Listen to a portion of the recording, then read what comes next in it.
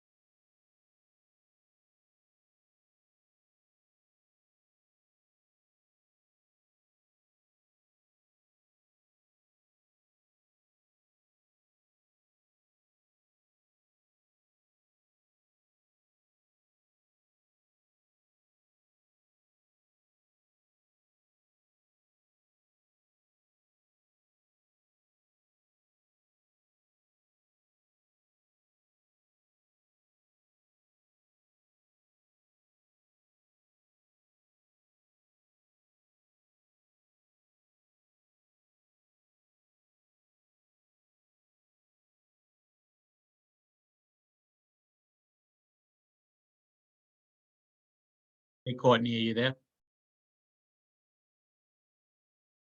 Yeah, I'm here. I'm gonna try my laptop again tonight. I don't know why I think I was spotty when I started off this morning, and then when I went over to my computer, it got better. Okay, I'll let you back in.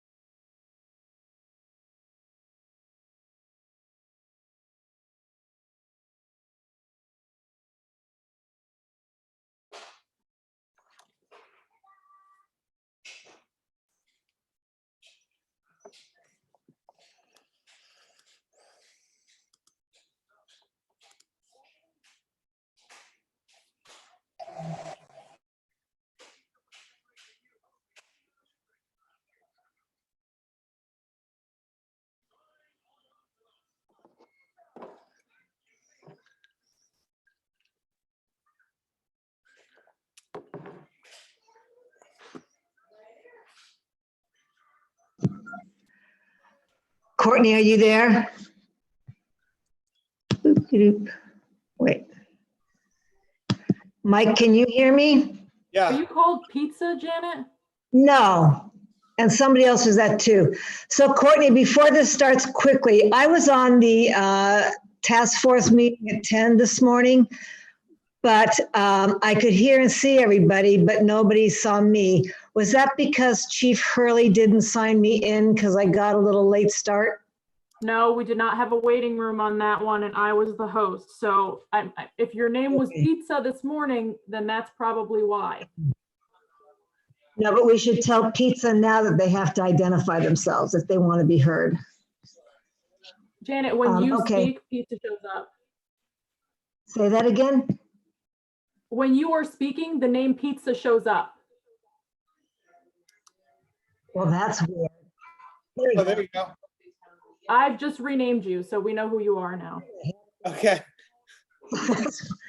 Pizza, how did that even get on there? Okay, so where's my video? Get my video going.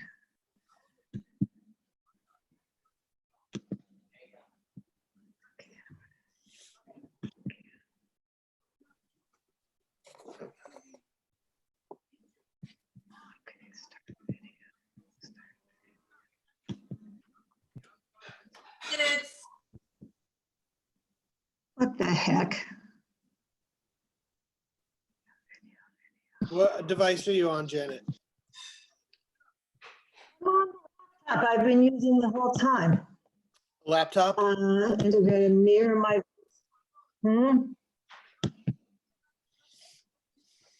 Enable HD. What the heck?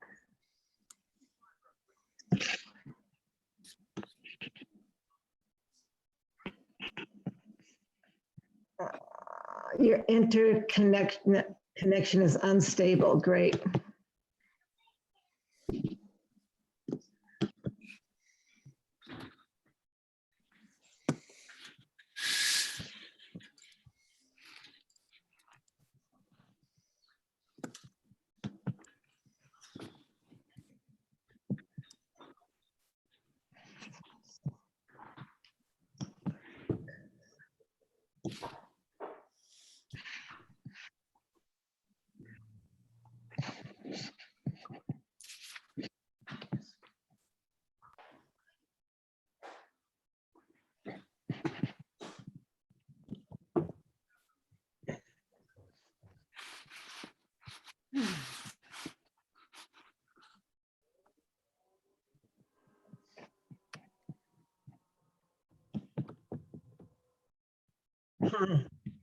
Well, I have no idea why this isn't working. I mean, it was this morning.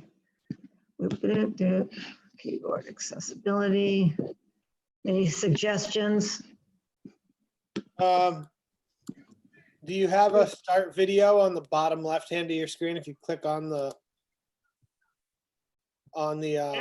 Yeah. and what's On it the little say? video thing with the red thing. Maybe I have to, cannot start video. Failed to start. Host has asked, maybe I have to wait for the hostess. Start my video.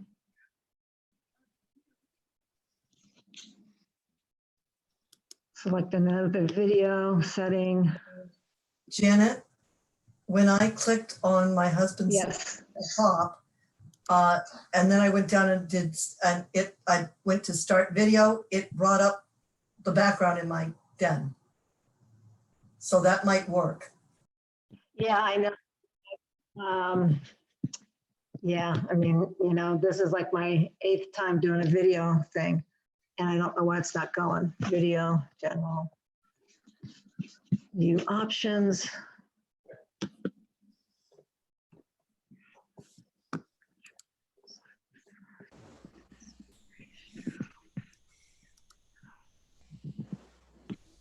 Is everybody here?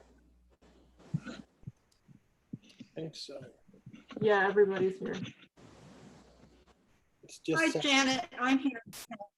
Kathleen is here. Once again, Kathleen? All right, well, I will do this by audio rather than video. We all know what I look like. Everyone can hear me. Yes, Yes. Courtney? Okay. Yep. Yeah, Helen can hear you. So it is Can you see me? 7 o'clock.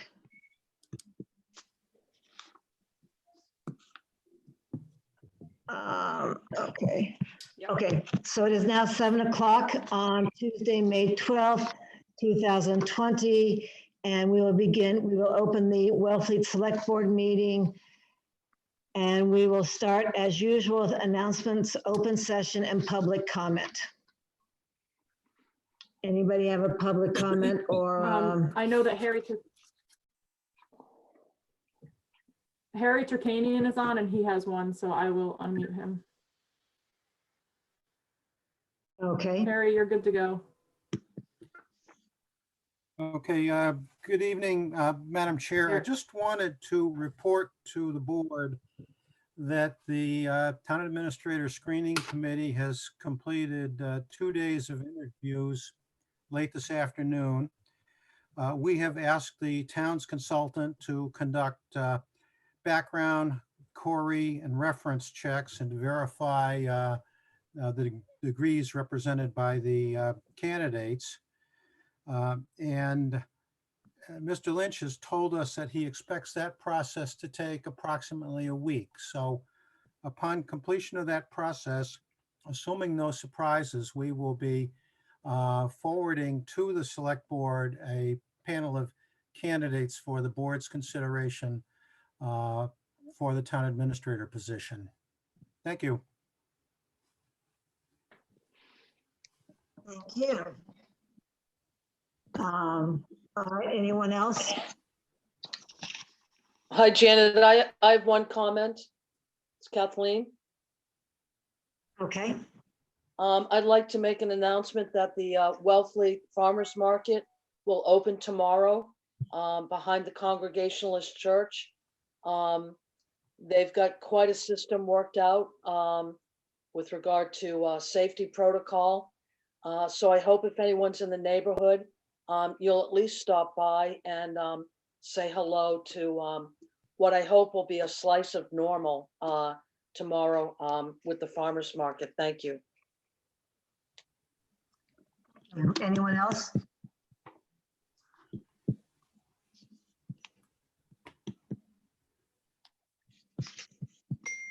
Okay, hold on, I'm just doing this. All right, moving on to, well, before that, I would just like, I think we're gonna talk about it later too, but it's important to know for everyone who has sent us letters, both the people that are for following Governor Baker's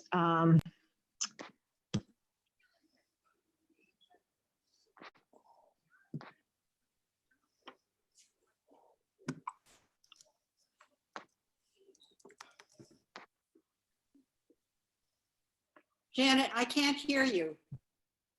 really, all right. This is, Hmm. I can't hear you. Can you hear me now? Yes. You can hear me now, all right. Well, I'm trying to play with my camera and I shouldn't. All right, well, we'll move on to the regular public hearing and meeting. So first up, we have proposed amendments for beach rules and regulations. Is Suzanne here? I am here, Janet. Do you explain anything? I can't hear you. I'm sorry. Gosh darn it. Am I unmuted? Courtney? Yes. But Suzanne can't hear me? Okay, anyhow, Suzanne, can you hear me now? I can. Okay, so just briefly explain what you are proposing. What I am proposing is to begin to require beach stickers approximately 30 days before we would normally require that. This year, the third Saturday in June, which is the date in the regulations, is June 20th.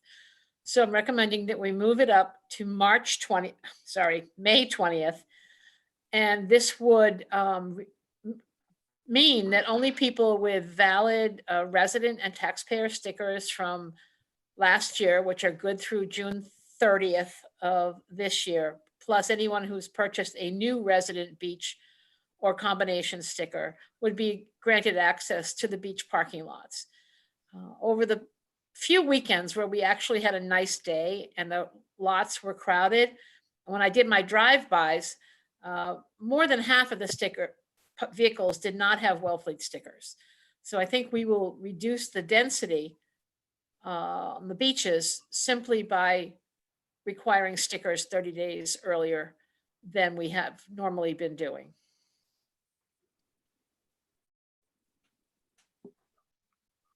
Okay, any questions from the board? A question. Yes, Madam Chair, it's Helen. Through you to Mhm. Suzanne. Kathleen Suzanne, had can you hear me? Okay, that's fine. I don't care. Who do you want to recognize? You're already Janet, going, Helen. Please. Okay, so question to Suzanne, both about this motion and also the next one. I'm assuming that it's a typo where you're saying residents, not taxpayers, because non-resident taxpayers also should be able to get beach stickers. Well, when I refer to resident Right. stickers, Ellen, it's all residents and all taxpayers, both of whom fall into the resident category for beach sticker purposes. Thank you. I didn't know that. Just to clarify, because a couple of people asked me about that. Thank you. You're welcome. Madam Chair, this is Kathleen, through you to Suzanne.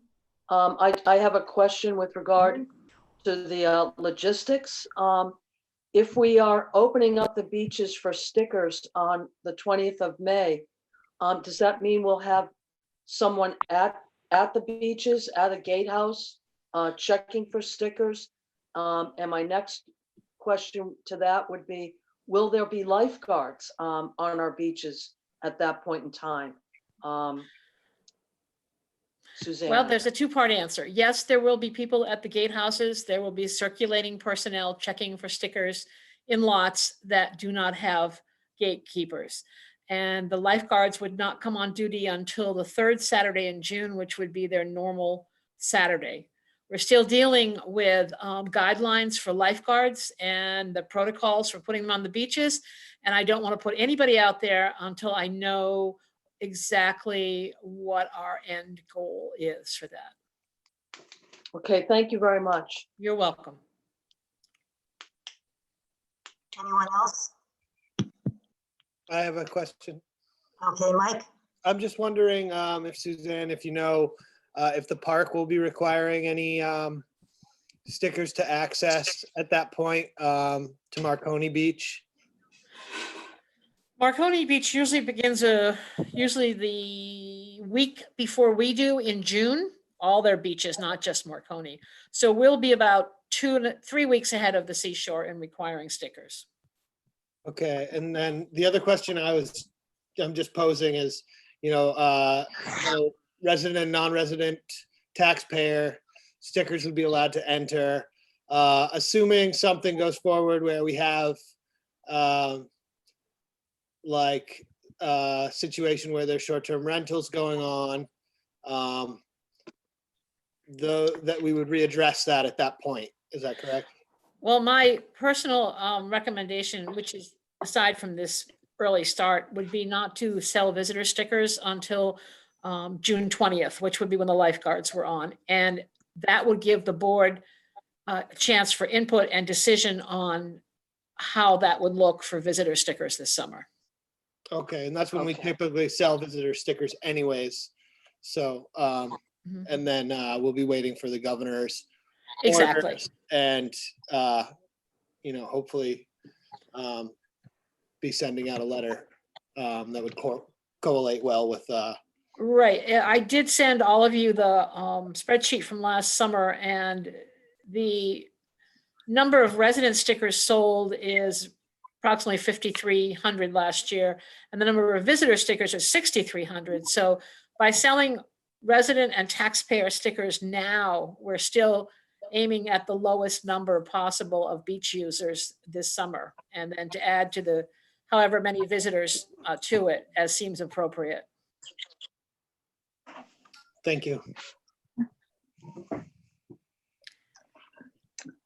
Okay. Justina, Go ahead, Justina. thank you, Suzanne. I think this is a really well thought through policy. And we all know because of the COVID-19 crisis, we're going to have to think carefully about how to achieve social distancing in our town and give it a chance. So I think this is a terrific practical proposal. Thank you. Okay, so now I'll open it up to the audience, and please remember you have to identify yourself by your full name. Okay, the first person who will go is Bob. Please state your full name. It's actually Donna McCaffrey. And I'm just concerned with the wording of the whatever it is, amendment, or that it doesn't say it ends June 20th and visitors would be allowed to then access the beaches with stickers. It just says starting May 20th, it's only residents, and there's no mechanism for eventually other people to use the beaches. Madam Chair, if I might. Yes, That's please. correct, Donna. It's because that decision has not been made by the select board at this point. So there is no language to that effect in the recommendation. I thought that you had talked about allowing weekly and 3-day stickers though. With the permission of the select board, it would not be until June 20th, which would be the regular date for selling visitor stickers. Okay, I'm just worried that the way the amendment, whatever you proposed, doesn't say that as of June 20th, those stickers would be allowed, I guess. Because it hasn't been decided yet. That's just my recommendation. So they might not be allowed on even in June? That hasn't been discussed or decided by the select board yet. Oh, I thought it had, sorry. So if I may, we are following Governor Baker's protocol. And next week, he is going to make a new announcement with opening protocol. At this point, at this date, there are no short-term rentals allowed in the state. So if he changes that, we will adapt or may adapt, but we're waiting to hear from him. And I think personally, this whole year, the next few months, we are going to have to take this month by month, not season by season or year by year.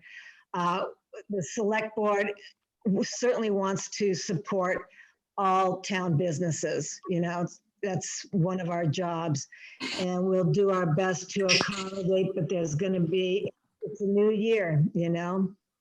So Yeah, I just hate feel to like say then we have this to is be a little patient and- premature. Why don't you wait till May 18th to make the decision when you really know a little bit more? Because our next select board meeting isn't for a week after that. So we're not going to really be making a decision until then anyhow. But we're getting people prepared and with the beach up until June. That makes sense? Yep. Madam Chair? Yes, who's that, Mike? Michael, yeah. Mhm. I just want to speak to Donna's question. This is just basically to get stickers to be required and starting May 20th for Memorial Day weekend. If the governor makes a decision, then that whatever, we'll have to discuss what we want to do as far as beach parking and access to the beaches at that point. But I don't think in this motion that we can make that assumption and know what we'll want to do at that point until we hear from the governor. Okay, thank you.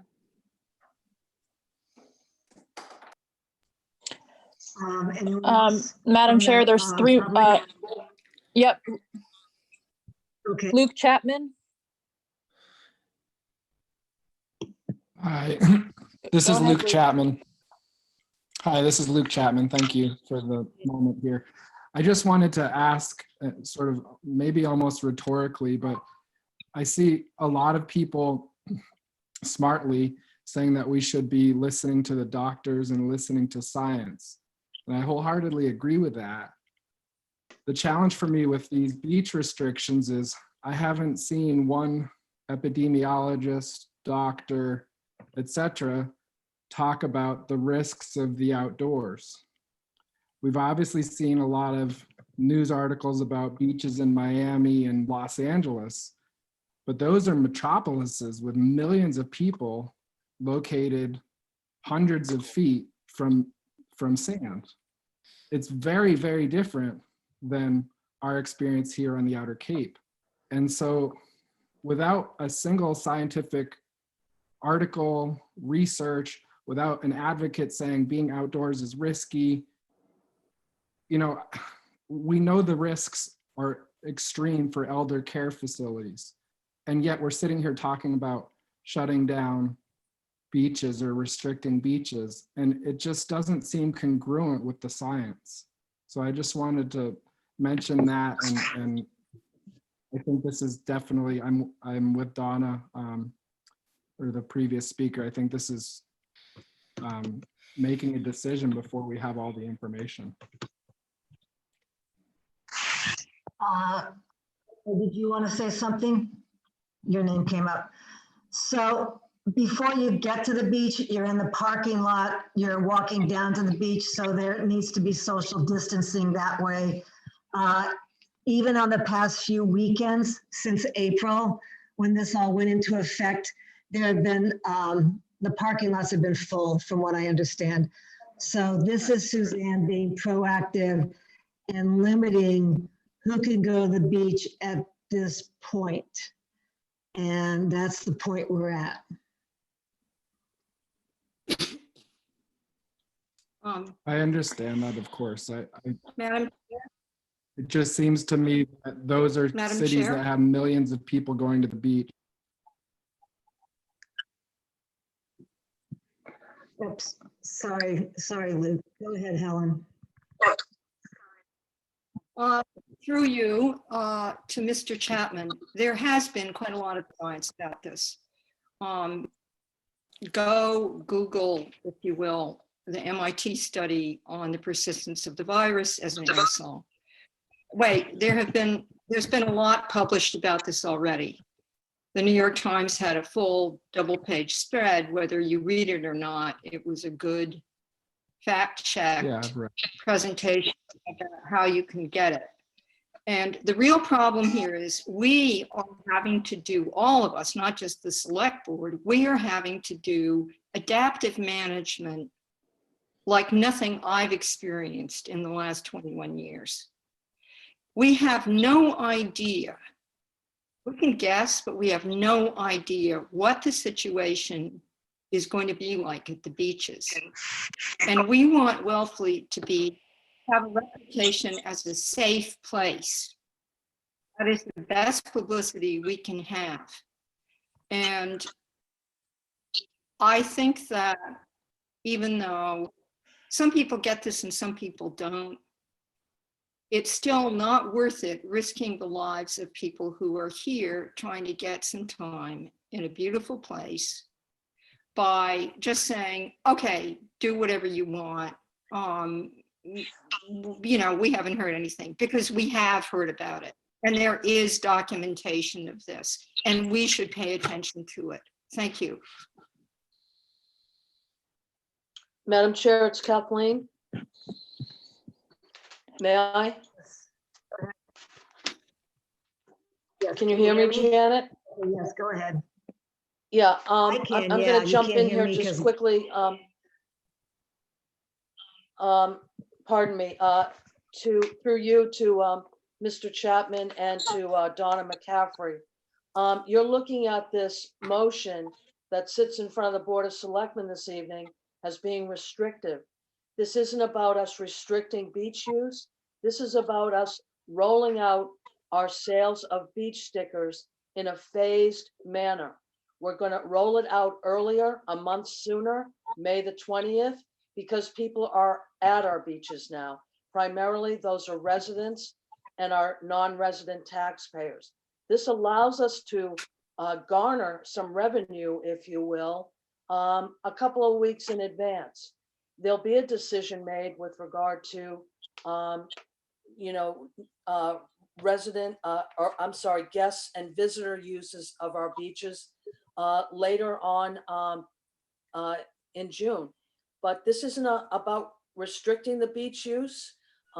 It's just about us being able to phase out the sales of our beach stickers now. So I don't want you to, feel that this is penalizing, something in the future. That's not the case here. It's just allowing us to get the sales of the beach stickers up and going before we normally would. Thank you.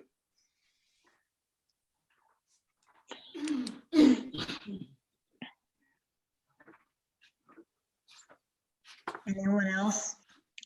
Janet, there's one more person. Madam Chair? There's one more person. No, we're not doing it back and forth. It's somebody else's turn to speak. Justin Picanis. Hello, everybody. Thank you. It sounds like everybody cares about Wellfleet, and that's nice to hear. I like that.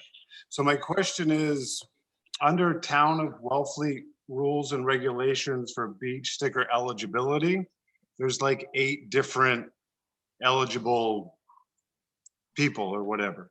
And number 8 is a non-resident employee of the Town of Wellfleet. So is that still gonna be true? Like a town of employee that lives in Eastham, can I still get a beach sticker? That's my question. Thank you. Madam Chair, if I could, it's Suzanne. Mhm. Go ahead, Suzanne. Yes.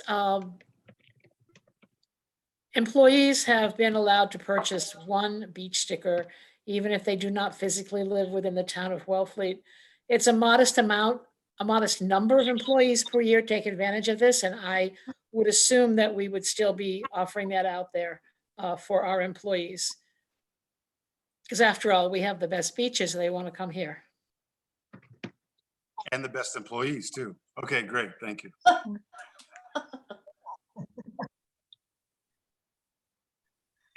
Good. Okay, anyone else from the public? I'm not seeing any. All right. Justina and Kathleen still had their hands up. There is I'm another. all set, Courtney. Oh, they do? Okay. I'll You need- lower my okay. hand. Can I just want to remind the audience. Okay, I want to remind the audience, you need to use the raise your hand button and I will recognize you. Please do not unmute yourself until I unmute you. If you want to speak, use the raise your hand button. So Matthew Rosenberg, if you'd like to go ahead, I'll ask the chair to recognize you. Yes, go ahead. Thank you Janet, very do you much. want to recognize Matthew Rosenberg? Yes, so why can't you hear me? Because you can hear me sometimes. Do you mute me also? Because it says We can hear I'm you. unmuted. You can hear I me don't now. mute you, Janet. You're not muted, Yeah. Janet. We can hear you just fine. I think it depends on where you're holding your microphone. So let's let Matthew speak. Hi there. I'm sorry, I could not find the raise your Yes. hand button on Zoom. I am a homeowner in Wellfleet. We bought our house a bit over a year ago.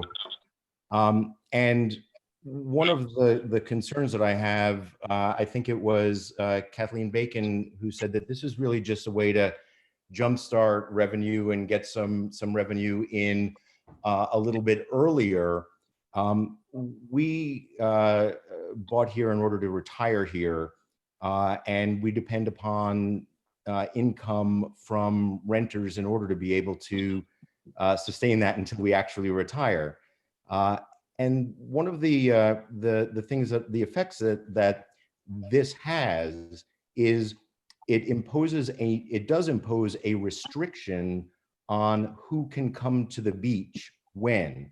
Before this, yes, stickers were required on June 20th, and that was great, but they weren't required before that. So people who were renting prior to June 20th were able to go to the beach. In this paradigm, they will not be able to go to the beach.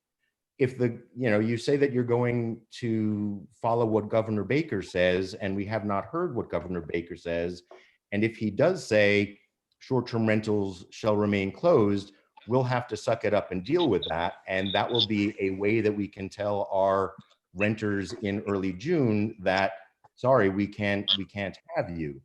And we'll understand why.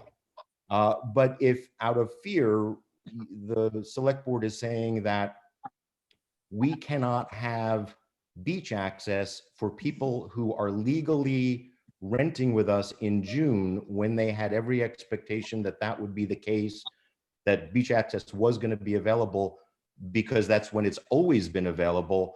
I'm not sure what to tell them, and I'm not sure why the select board is making that sort of decision absent Governor Baker's guidance.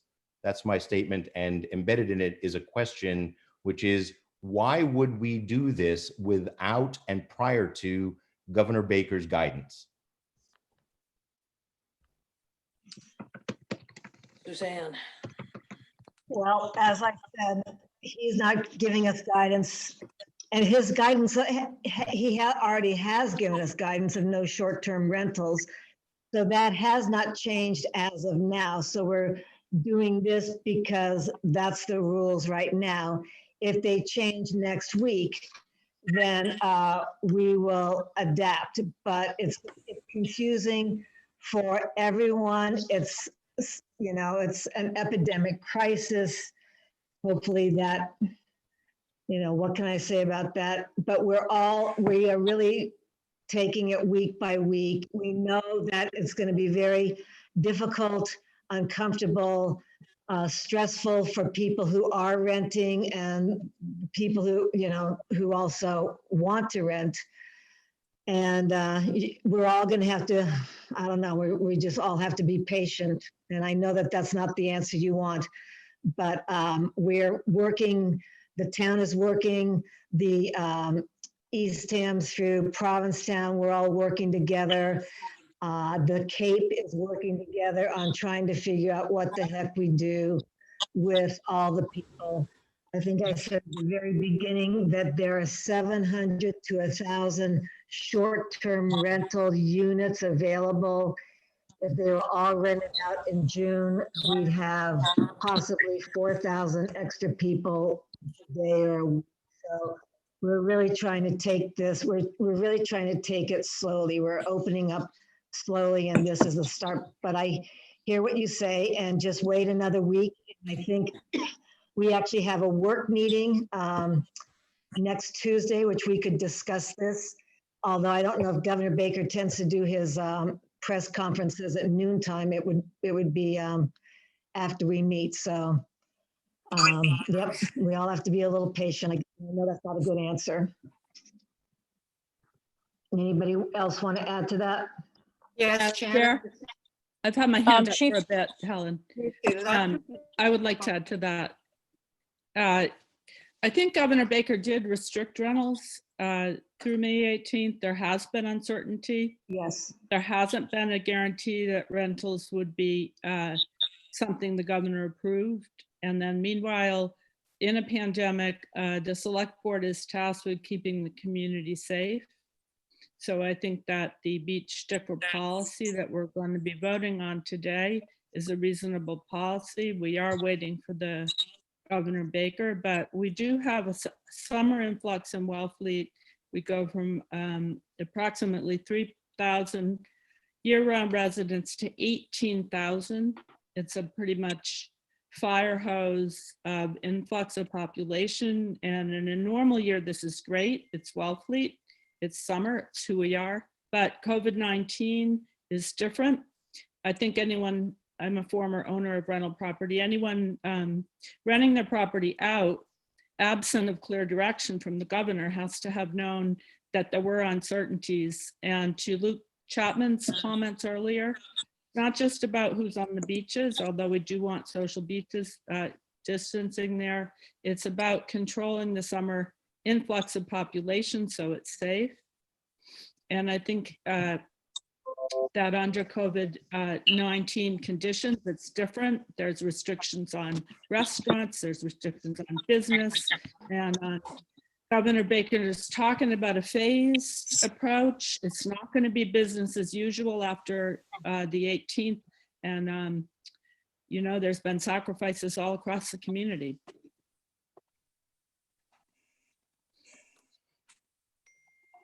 Madam Chair, are you ready for me? Yes. Yeah, two things.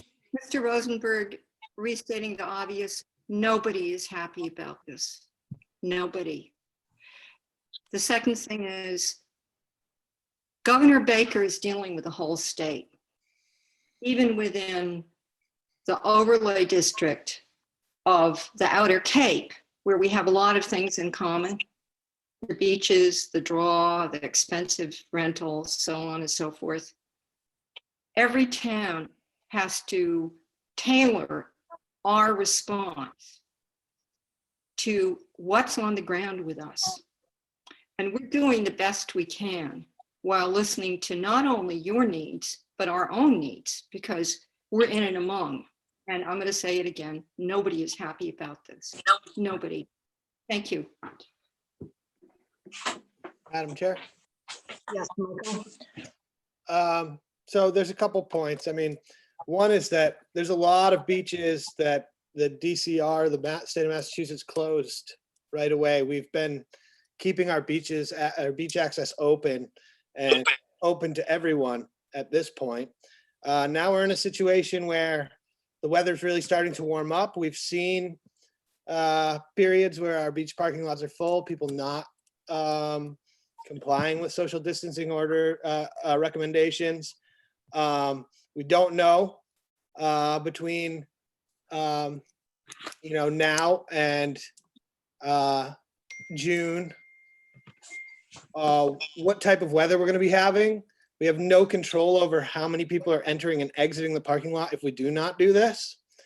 The facts on the ground are that we're in an economic situation that we've never really been in, where people are working from home more often. People, even with high salaries, are working at home. They don't necessarily have to take a vacation day to come down here. There's people on generous unemployment benefits that are cooped up in their apartments and in spaces where there's not much open space. And we have to be cautious as we move forward. We can't expect, especially with the behavior that has been reported with various businesses opening, that people are going to behave themselves and create a safe environment. We can't expect that without monitoring. And I think it would be unwise and frankly irresponsible for us to not have monitoring going on in the parking lots as the weather heats up and we sort of see how things start unfolding and have some control over the entrance and exit of our parking facilities and beaches. And so that to me is the reason why I think this is an important thing to do. I think that no matter what the governor comes out with, we're going to have to respond to that. So when we say we're waiting for the governor, it doesn't mean that we are going to necessarily accept exactly what the governor has put forward. There's a coalition of select board members and town administrators that are working together on the Outer Cape to sort of come up with a sort of consensus about what to do in the various towns. So no one town is acting alone as we move through the summer period. If we have to go that way, but we're hopeful that the governor will take into consideration the unique aspect that we have on the Outer Cape and our workforce situation and our low residential working population. So I think those are all important points to make, and the reason why I'm going to support these things. And also the other reason is that the National Seashore will be open, so there will be some access there. There will also be, and that's not our jurisdiction. And also, Mayo Beach is a public parking lot. So it's not like anyone who winds up here won't have anywhere to go, but we will have some control over our ocean beaches. And I think it's important that we, you know, move cautiously, especially through this very first early stages of the season, because we don't know what it's going to be like when beach weather hits, and we have to be ready for that. Thank you, Mike. Anyone else with their hands up? Rich, Polly have his hand up? Chief Polly does, yep. Go ahead. Go ahead, Chief. Chief? He's on. Things. There we First go. of all, I support this this amendment to make an adjustment from this point for the beach stickers. I think it's been well thought out. All we're trying to do is manage this crisis the best we can from a public health and public safety standpoint. We are in certainly, those of you that have heard me speak before, we're in unprecedented times. And we need to be able to get ahead of this thing and be proactive about it. We don't have enough time to catch up if things go the other way and start to deteriorate prematurely or sooner than we would hope for. We certainly will listen to the governor's recommendations, but the Outer Cape, as I think everyone can appreciate, is a very, very unique place where we have limited resources and we have an influx of population that we are normally prepared to handle during the summertime. But right now, there is just too many unknowns. We can always make changes and make recommendations back to the select board to make adjustments on beach stickers through the beach administrator.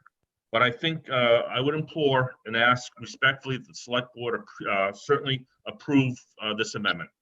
Thank you, Madam Chair. Thank you. Anyone else? Otherwise, I'll accept a motion. We have two motions. Madam Chair, I move that the required date for beach stickers be moved up. Does somebody want to speak, Courtney? Donna McCaffrey has her hand up again. Okay. Okay, I'll hold back on the motion. Go ahead, Donna. I understand all your reasoning for doing all this, and I just have two questions actually. I understand you're in contact with all the surrounding towns. Are they also going to have this May 20th date for their beaches? I thought it was kind of trying to have a unified front on these type of decisions. That's my first question. And will the parking lots be reduced to like 25% or whatever what you talked about earlier, another meeting? So Suzanne can correct me if I'm wrong. Those decisions have not come up yet. We have discussed with the other towns limiting it, but nothing has been decided. So this is a proposal by our director and about limiting beach stickers to residents or taxpayers and to starting beach stickers early. So that's all this is about. There's a lot of rumors running around and flying around. And again, we're going to be making decisions week by week. And I know it's really difficult for you. I've actually really wondered, I got your letter, Donna, and we're thinking about it. And the thing that I would say to everybody who has a business that's dependent upon this, I can't speak for our Board of Health. I can't speak for our beach director, but if you come up with a safe plan for your business. That's one thing I can say. Any short-term rental, come up with a safer plan than was some of the messages we got. And things like limiting how many people, airing out time, all those things, come up with some good suggestions and we'll all consider them. We do not want the town to take a hit, but we know that the whole world is taking a hit. So we've got to adapt and communicate. So this time, this is all we're voting on tonight. We're going to talk about what's Mike got. We're talking about later on writing a letter to Governor Baker to ask him to give us more time to figure all this out.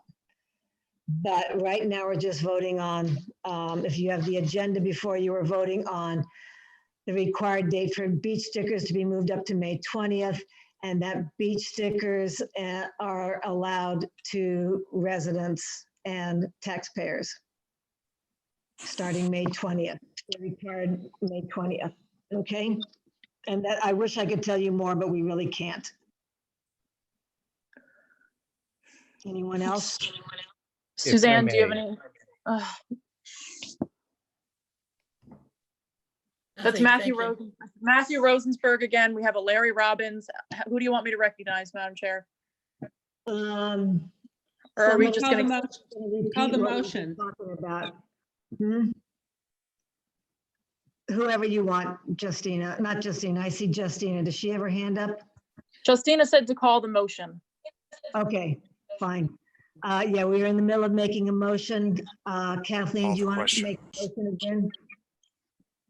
Yes, Madam Chair, I'll go back. I move that the required date for beach stickers be moved up from the third Saturday in June to May 20th, 2020 for this year. Helen, second. All in favor, say aye. Remember to go in seniority. Helen, I. Kathleen, I. Justina, I. Michael, aye. And Janet, aye. So motion passes unanimously. And then the second motion, Madam Chair, I move that the resident beach stickers and combination stickers be allowed to enter the parking areas starting on May 20th. Helen, second. all in favor? Helen, I. Kathleen, I. Justina, I. Michael? Aye, sorry, muted. It's okay.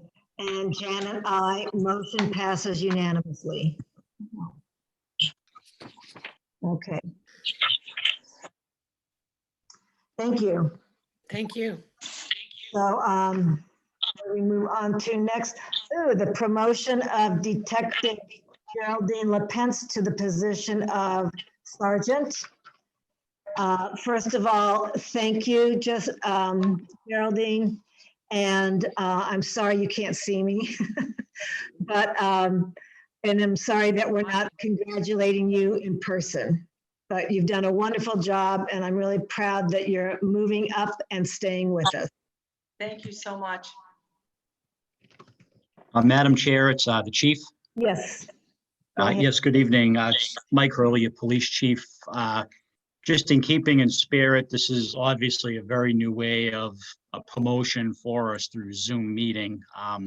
I would like to invite Detective, soon to be Sergeant LaPence, to a future in-person meeting in the future to celebrate this with the department and her family.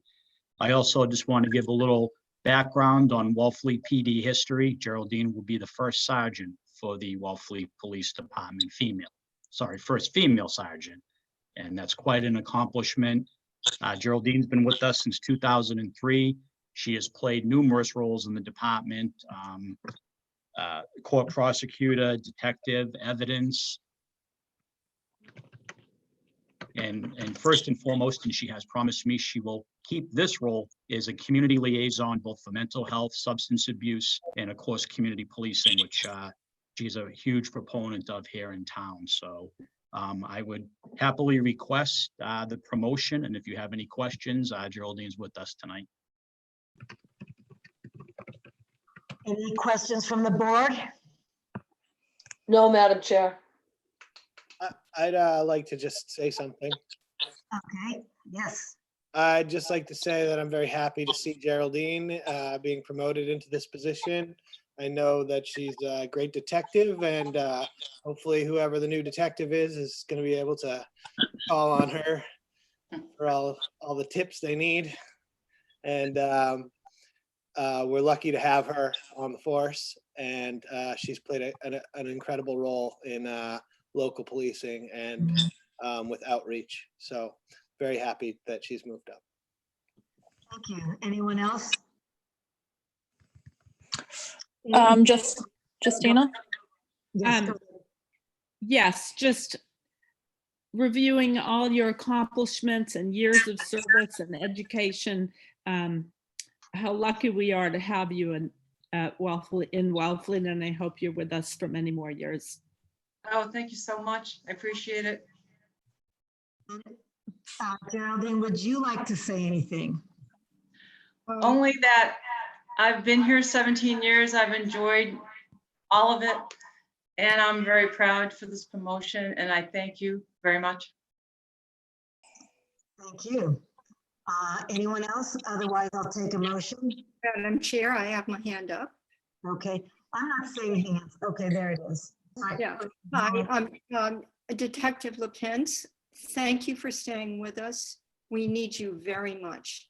And for the audience, go to the select board packet for this meeting and check out this officer's credentials. She can do paperwork brilliantly. She can do people brilliantly. And she's just not above any ordinary task that comes her way as a person working in our department. You know, in other words, there's a lot to do, and sometimes people have to just pitch in, even though it's below their pay grade or even above it. So thank you for all of that for so many years. Thank you, Helen. Thank you so much. All right, Kathleen, do you want to make a motion? Yes, I'm going to make a motion. First, I'm going to say, Geraldine, I'm very, very proud to make this motion for you tonight. I move to promote Detective Geraldine LaPence to the position of Sergeant effective May 13th, 2020. Helen, second. All in favor? Helen, I. Kathleen, I. Justina, I. Michael, aye. And Janet, aye. Motion passes unanimously. Yay. Thank you. Thank you very much. Thank you. Celebrate. Thank you, Mike, Thank you to the board. as in chief. You're welcome. Okay, so moving on to discussion of short-term rentals and the discussion of a letter by Michael DeVasto requesting Governor Baker to extend, where are the right words, to extend the short-term rental restrictions from May 18th to June 15th. Mr. Hort, do you have your hand up? Yes. Madam Chair, if it's appropriate, we got a letter from the Wellfleet Chamber of Commerce today, and it wasn't in time to get it into your packet, but I wondered if you would permit me to read it to you at this time. I was looking at it on my phone. Maybe you can paraphrase it. Maybe you don't want to, but yes, you may do that. You know what? I will take your lead from there and paraphrase it a little bit, and then maybe by the time next Tuesday rolls around when you have your meeting to discuss COVID-related things, we will be able to have it in the packet and everybody will be able to read it. So, Madam Chair, point of, I would greatly appreciate hearing it if it's not too long, which I don't imagine. That's why I said paraphrase. No, to read the actual language that they sent us, if you don't mind. It's not that I don't, it just would go quicker and we're dealing with a response to it right now, please. if it's okay with you, I will read it in its entirety and read it quickly. The Wellfleet Chamber of Commerce would like to acknowledge and thank our town administration, select board, all boards and committees, police, fire, and emergency departments, and the close collaboration of the emergency management team in their response to this ever-evolving situation here in Wellfleet. There is no playbook regarding these circumstances, and we are incredibly appreciative. The Wellfleet Chamber of Commerce is in favor of a reopening of businesses, services, and town spaces that reassures the safety of residents, workers, and visitors throughout the town, and strongly encourages the Select Board to adopt a phase-based approach to reopening businesses in the town of Wellfleet. We agree with Senator Julian Sear that guidelines can be developed to save lives and livelihoods, and that each do not have to be exclusive of the other. At the time that the guidance is delivered from Governor Baker and/or the Cape Cod Reopening Task Force, it is our hope that the Select Board will work with the town, Board of Health, and Emergency Management team to develop defined standards and procedures so that businesses can adapt their systems in order to operate. We do not expect businesses to be able to be open at all levels of operation at the flip of a switch, but hope they can be open in a limited capacity with a graduated progression over a course of time.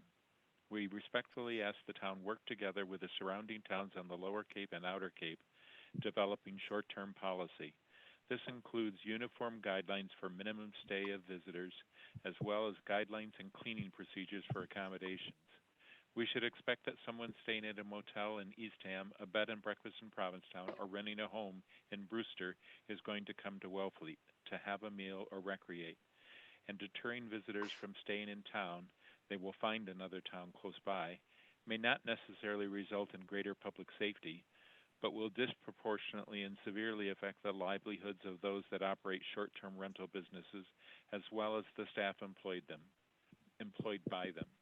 We hope that when guidance is received from Governor Baker and the Cape Cod Reopening Task Force, the town and Board of Health can determine measures to ensure that accommodations are in compliance and assure visitors that all precautions are being taken to keep them safe. It is the reality of this virus, which is going to be with us through the summer and beyond, has already established a new normal for the town, our country, and the world.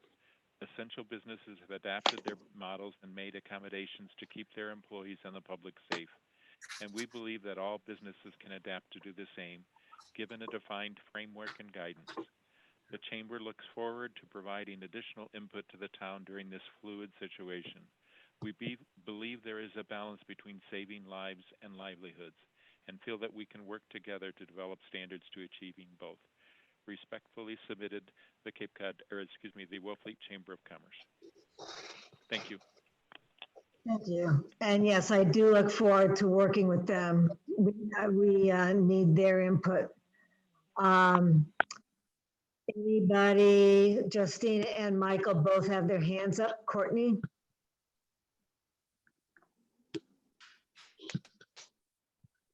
Now what? You can go Okay. first. Michael, you can go. Oh, okay. So I just wanted to say that, this letter really, we don't know what Governor Baker is going to do right now. I spoke with Senator Steer this morning, and he's hopeful that they will get extended beyond the 18th. There was no guarantees there. Right now, as far as talking with various select board members in different towns, if things were to reopen on the 18th, you would see most likely a slew of different proposals from different towns trying to control the situation. That's kind of what we're trying to avoid. We do need guidance, but we also need more time. May 18th is right around the corner. We don't believe that we have the ability to assess and regulate and safely permit short-term rentals to be conducted as normal. And so this letter really is just a request that the governor look at the unique situation of the Outer Cape and understand the high rate of turnover that we have with our short-term rental situation. And we have been very fortunate on Cape Cod to have avoided the worst, I would say, of what I think everyone was nervous about. We have been pretty fortunate with our numbers on the Outer Cape. And not knowing has been difficult. Had the governor extended things to June 1st, past Memorial Day, I think,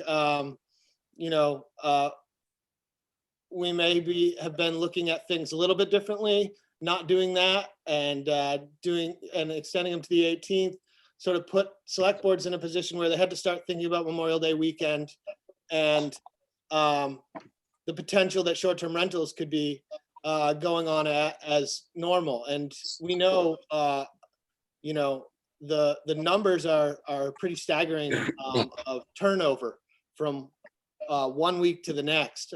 How many people actually come and leave the Outer Cape? And given those circumstances, we need the time to work with the other towns to come up with a sort of consensus on how these how the towns want to do this. We can't do it in 6 days. It's just not possible. And I don't think that the governor is going to just open up on May 18th, but we can't be sure.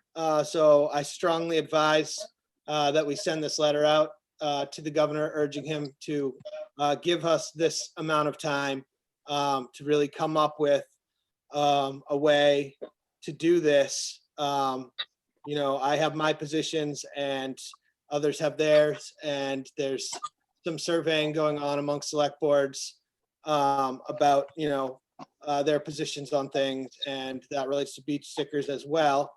And I don't want to sort of, I want to hope for the best, but plan for the worst. And I think this letter is an appropriate thing to do. It's frankly necessary that we have that time so that we don't wind up with a bunch of towns acting unilaterally, which has never been the point. So that's all I have to say. If anybody has any questions about anything in the letter, feel free to ask. So something I would add for the audience is that we need, and this is with other Cape towns, we agree we all need signs made. We need signs about social distancing, about hand washing. We need to have signs saying, you know, go this way in, go this way out.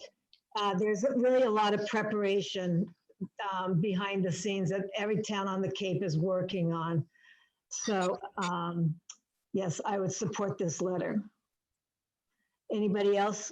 Who had their hand up first? Me. Who's me? Helen. Helen? Sorry, Helen. Okay. Yeah. There are a lot of reasons to be concerned about the large number of people that are about to show up, even in this unusual year. Anybody that's been doing any kind of rental, short term, a week, 2 weeks, a month, is out of their minds if they're not going to do deep cleaning between people.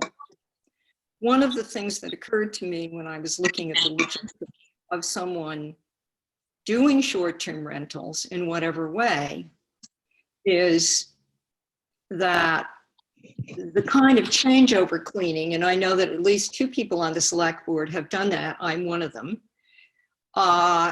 Changeover cleaning is very strenuous at best. What you have to do now for changeover cleaning to sanitize your own home or other people's homes or renters,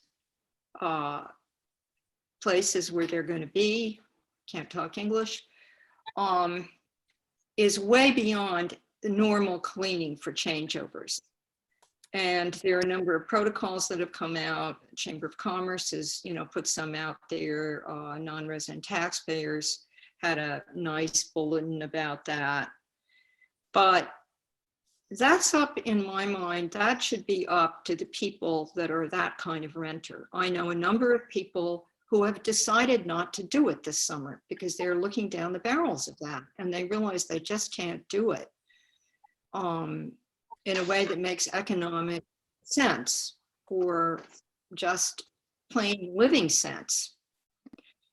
I also want to remind people about short-term rentals.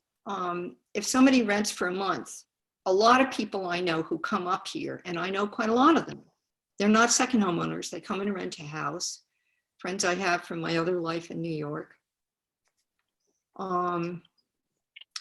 They'll have friends come and stay, and there will be as many people coming through that long-term rental, as there might have been with 4 short-term rentals, okay? So it's not necessarily going to limit the number of people we have here. And I'm not sure that we should be requiring this of people. I think it should be up to the people who have this kind of rental, given that they understand what the stakes are. The last thing I want to say is the real housing that I'm worried about are the dormitory situations for the workers in restaurants. And there being a really good hygiene protocol and monitoring of that ongoing throughout the summer. That really worries me. Very often there's more occupancy than there should be. And I feel for people that have restaurants because they have to put up their employees. But those employees come into the restaurant. And that's all I have to say right now. I'm not sure about this letter. Thank you. So yes, this is about sending a letter to asking for more time. And we don't know how time needs to be spent. Anybody else in reference to sending a letter to staying on point, sending a letter to Governor Baker? Justina? Yes, Janet. Yes, thank you. I support Yes. this letter. I think there's obviously many complicated issues to work through. I agree with the Chamber of Commerce. We want to speak with the regional voice. The Outer Cape has particular challenges, limited infrastructure. So I think the letter to the governor is appropriate and I support it.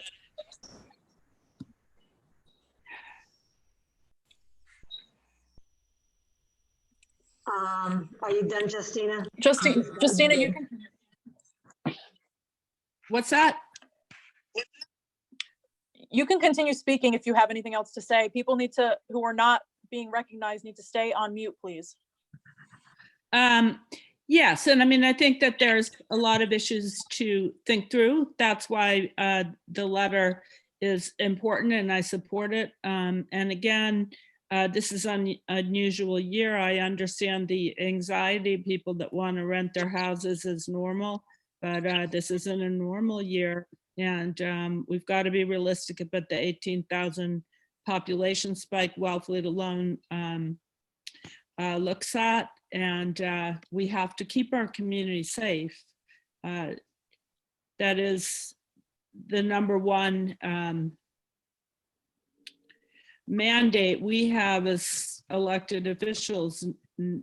Secondly, of course, we care about the business community, but we have 5 COVID cases, 1 death. It would be nice to not have more deaths. Thank you. I think Wes Chapman had his hand up, unless Courtney. Nope, Wes can go. Yeah, hi, Wellfleet community. So I would like to just mention that I was born in 1952 in the middle of the polio pandemic, and we have had numerous epidemics and pandemics since that time.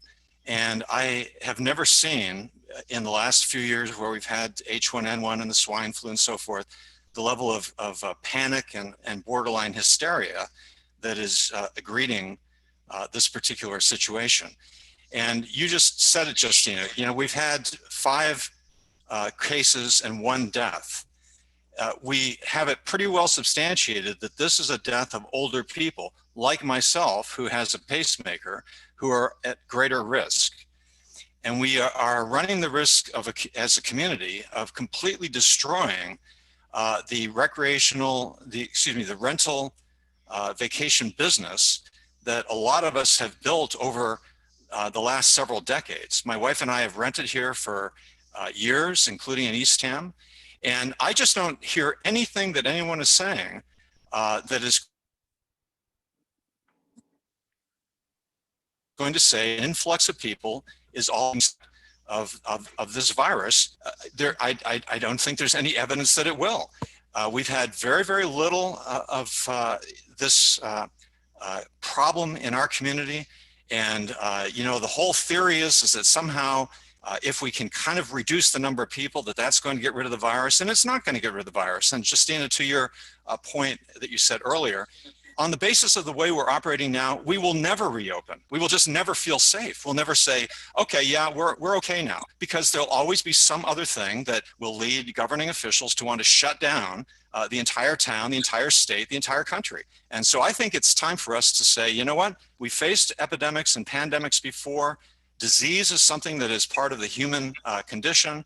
We need to get on with our lives, be safe, be wise, practice hygiene, but not continue to shut down the community. So I would urge you not to send that letter. Thank you. Janet, if I may quickly to Wes, I'm familiar with the polio epidemic. My father's best friend never walked properly because of it, and he died at 50. So secondly, the 18,000 people population spike, 90% of Wellfleet's rentals come by car, which means they're driving from New York, New Jersey, Boston, and those surrounding metropolitan areas, which are national hotspots. Wellfleet has low COVID numbers because we've done social distancing and we haven't had that population influx. Nobody on the board is saying, oh, fear, we're never going to reopen Wellfleet again. We're saying the opening of Wellfleet has to be science-driven, it's phased. We're listening to the governor on the 18th. And it just can't be business as usual in the first phase, which is a direction we're getting from the governor. Nobody here is fear-mongering. We're looking at the data, the numbers, and the facts. Madam Chair, I'd also like an opportunity to reply. Did you have, who had their hand up first, Courtney, before Mike? Kathleen. Okay. Courtney? I've lost No, track. somebody else had their hand up even first. It sounds like Kathleen did. Okay, then we'll, so Who again, are you know, you trying to we speak to, can the go board or over the and public? over this. The board, the public, everybody. We can go over this. We hear what the public is saying. We hear what the business owners are saying. All we're saying tonight is that we need more time. The whole Cape needs more time to be prepared. We're not planning on shutting down. I've lost money. I'm out of work, you know. So nobody is being unsensitive to what is going on, and we certainly care about this town. So this motion right now is just about sending a letter to Governor Baker asking to give us more time. That's all it is. That's what we're discussing. Madam Chair, it's Kathleen, may I? What we are, I guess so. Go ahead. Go ahead, Kathleen. I've had my hand up for a bit. Is it all right if I go, Madam Chair? Yes. Are you there, Janet? You I'm not can't hear going me? to She said, support go ahead. this. Thank you. I'm not going to support the letter. I understand the premise and the concern behind it, but I heard Julian Sear speak Friday morning to the Selectmen's Municipal Breakfast, and he asked that we stand in solidarity with all our Outer Cape towns and the Cape as a region. If Eastham is sending the letter, if Truro is sending the letter, if Provincetown's sending the letter, I'd send the letter, but they're not sending this letter. I feel that my money right now is with Governor Baker and his mandates for Cape Cod and the region on the 18th of May. I fully expect the governor is going to tell this region that social distancing will stay in place, a 14-day quarantine will stay in place, mask and face coverings will stay in place. Okay, all of those safety precautions will be with us probably for the summer months. How do you do a short-term rental with a 14-day quarantine? Somebody needs to tell me that. The other thing is, you know, short-term rentals, they're happening right now as we speak. There are people here for 3 days. There have been people here for 4 days. No quarantine, no anything. So I don't know how we enforce it. But I'm willing to hold out until the 18th of May, hear what the governor has to say, and as a region, in solidarity with all the other towns on Cape Cod, move forward. You know, we're all in the same rowboat, rowing in the same direction.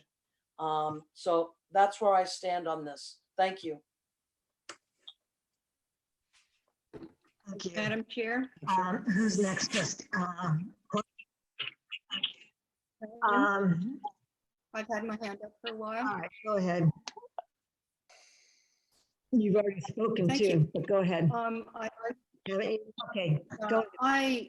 I'm not happy with our careful breaking news response to what's going on, being described as hysterical. We're not shut down like, for example, communities in China or other parts of the world. And I can go to Stop and Shop, social distance, mask, really good hygiene protocol. I can go to a hardware store. I can go to essential businesses. This is not a shutdown. I am not under home arrest. We are very lucky we're in the country. And there's room for us to talk with friends in the backyard. We have to address this with urgency. And I just want to report that I'm not finding that working with the rest of the board or the town staff, insofar as I've done that, that anybody is anywhere near hysterical. We're overworked. We have too many meetings. There's a lot to take in. And I think we've got calmness, strength and calmness in this situation that is astonishing and wonderful. And we're getting better at it, you know? So I want to put that out there and say again, nobody is happy about this. And don't accuse us of trying to make it worse than it is. Thank you. And I think I am going to support this letter, although I have to say Kathleen is right. We should be doing it as a region, you know, the Outer Cape, not just Wellfleet. So actually, maybe we could wait and ask other towns about this. Are they meeting frequently through you to Dan Hort or anybody that knows? Are the other towns, Truro, Provincetown, Eastham, maybe even Orleans, are they all meeting more like we are? It's a question. As far as I know, there's no scheduled meeting with the select board and the TAs, but there's probably a meeting with the Cape Cod contingency. So Governor Baker's going to make an announcement. Am I not muted? What? No, you're audible, but your voice sounds like you're gargling, you know, chewing gum. I'm getting that from you guys a lot too. Except I don't have enough bandwidth, which is crazy. But anyhow, no, you know, Governor Baker's going to make an announcement Tuesday. He's got to be prepared. This letter would have to get to him soon. So, who else wants to speak on this? I would like to Timothy respond. Sayre. Madam Chair, I have one more thing to say in that case about, because you just gave the deadline for this. If we could include a sentence that would say, we need the governor to consider the Outer Cape as a region. That's what it says, Helen. I didn't find that really. Because being that Wellfleet and the Outer Cape as a whole has a large high-risk population, as being that short-term rentals have a high rate of turnover with large numbers of visitors over a short time frame, the select board believes it is in the town's best interest to extend the current restrictions on short-term rentals, COVID-19 Order 21. So it refers to the Outer Cape as a region twice in the letter. Yes, Mike, and I read that. But my point is to have one clear sentence saying to the governor, only consider this region as a whole. You've made the case, but you haven't given like a directive request. That's all I had to say. Thank you. Could I just respond, Janet, to the previous comments? Yes, go ahead. So this is not a unilateral approach. We're not declaring that we are going to extend the governor's restrictions to June 15th, which I believe we have the power to do if we were to want to do that. This is not that. What this letter is a request that, and this comes from having spoken to select board members and also Julian Steer today about the lack of guarantee that this will go forward. Is anybody willing to not urge the governor to extend this and take what you will, having not made the statement, be ready to open for unmitigated short-term rentals if that's where the way it were to go. I mean, I know for a fact that towns are not prepared to implement the kind of protocols that we need as select boards. These are still under major discussion, and there's only been one meeting between the Outer Cape town administrators and the chairs. There's been one survey that's gone around that from those meetings, and unless if we do not get an extension, there will be situations where towns are going to start acting unilaterally. This is basically a benign letter urging the governor to do what the Outer Cape really needs to do, and particularly Wellfleet. I mean, there's so many downstream issues surrounding short-term rentals. I spoke to a manager at a local supermarket, one of our largest supermarkets, and he told me that his employees are already overworked, stressed, and some are at a breaking point, and they're finding it nearly impossible to find workers to even relieve the current staff that are overworked. I asked him how confident he felt about handling an increase in demand right now, let alone what the summer would bring. And he told me he can't sleep at night because he's literally worried about walkouts, unstocked shelves. Who's going to take a job at a supermarket right now? If we have there's just downstream effects with our workforce, and there's so much to consider right now that I think it's important that we ask for this time. It's not a lot to ask, and likely it will go that way anyways. But I personally would like to be on the record stating to the governor, we need more time. We're only 8 weeks into probably the worst pandemic in 100 years. I mean, 80,000 people have died in this country with lockdowns. So the idea that we can just sort of rely on the governor, well, that's a nice idea, but governors around the nation are opening their states too early, in my opinion. There's things going on that are going to result in unnecessary death, and I'm not trying to be hyperbolic, but this virus is highly contagious and there's a lot of asymptomatic carriers.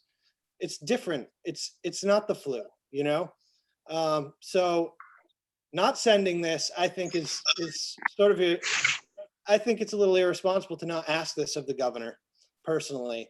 I don't understand really the rationale of not sending it. If you trust the governor to make the right decision, then this only is a request to urge him to do so.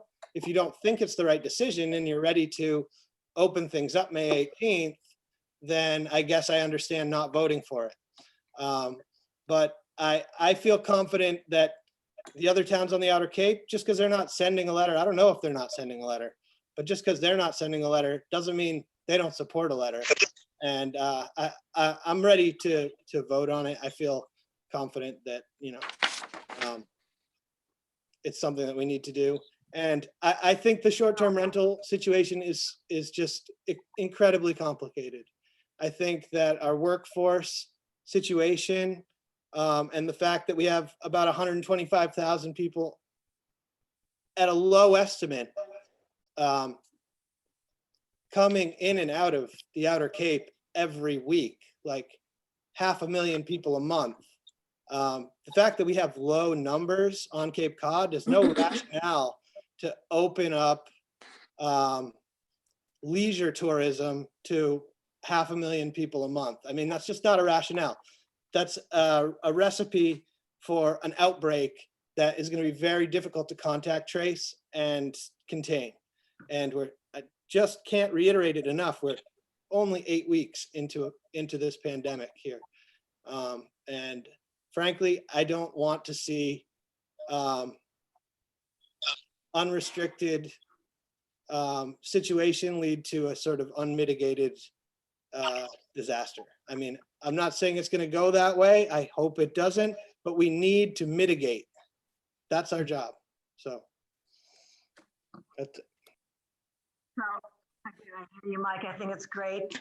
You know, the governor is going to look at our letter and say, oh, good, I'm glad to hear from a town about short-term rentals. And he likes to hear our opinions. And he may say, June 15th is too late. He's already thinking about this, I guarantee it. And he may say maybe June 1st, whatever. So I would like to move on. From Timothy Sayre, if he has something really new to add. And I will say again that I've heard from a lot of local year-round residents that are saying, please don't open up, begging us, don't open up. So, you know, there's as many sides to the story as there are people in town. So if Courtney can unmute Tim, then we'll listen to him, and then I want to move on with a motion. Yep, Tim, Right, you're I wanna- unmuted.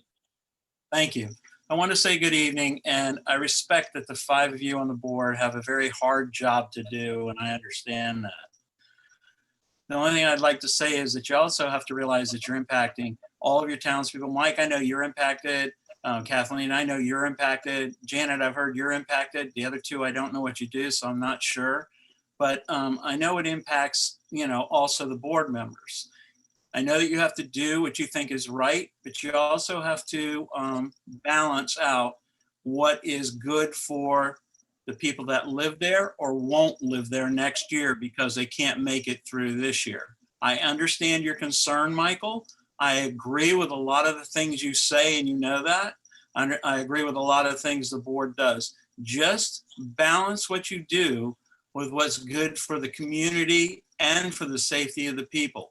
And so I'm urging you, if you send a letter, I'm not going to tell you to send it or not send it, but if you do send it, and if he says, all right, through January 1st, I mean, June 1st, that's fine. Just, I urge you to follow what he does, let him make his recommendations, and then tread lightly and try to make sure that we're making what's the best decision for everybody that lives in that town. All right. And thank you. I appreciate you listening. So, yes, we are at the beginning, we are going to follow Governor Baker's suggestions, you know? And we just need to take it slow, you know? So anyhow, can I have a motion unless somebody has something new to add? No, call the question. Good. You want to make a motion, Justina, or have Kathleen do it? I have it. Well, Yeah, Janet, if I may, Madam Chair, I move that the Select Board send a letter to Governor Baker requesting that he extend the short-term rental restrictions, COVID-19 order number 21 until June 15th. Is there a second? Second. All in favor, say aye. Helen, you need to unmute yourself. Helen, I don't know. What did Helen say? Aye. Helen said aye. Can you hear me now? Kathleen? Yeah, go ahead, Thanks for Kathleen. listening to all the taxpayers. I appreciate that. Had my hand up for like You need to 10 raise minutes. your hand, Doug. You need to raise I your did. hand to be See? recognized, Doug. It's been stated on. Okay, Like that. This is what I did. Raise your hand button. There's 100 people. Like everyone else did. The Okay, question's point been of order. called. No, there's a, I just want to explain to him because everybody needs to get used to Zoom meetings. Doug, if you can hear me, there's a little hand on the screen that you raise. We don't see your picture. So there's. I don't have the hand on my Zoom meeting, so I just like other people, they raised their hands and they got recognized. I had my hand for 10 minutes and I did not get recognized, so thank you. Madam Chair, if I may, Madam Chair, really quick. There are instructions on Zoom, on Google, on the agenda on how to raise your hand.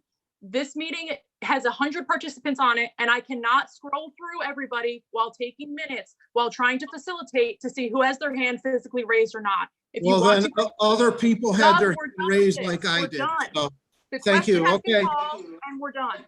Appreciate it. Thank you.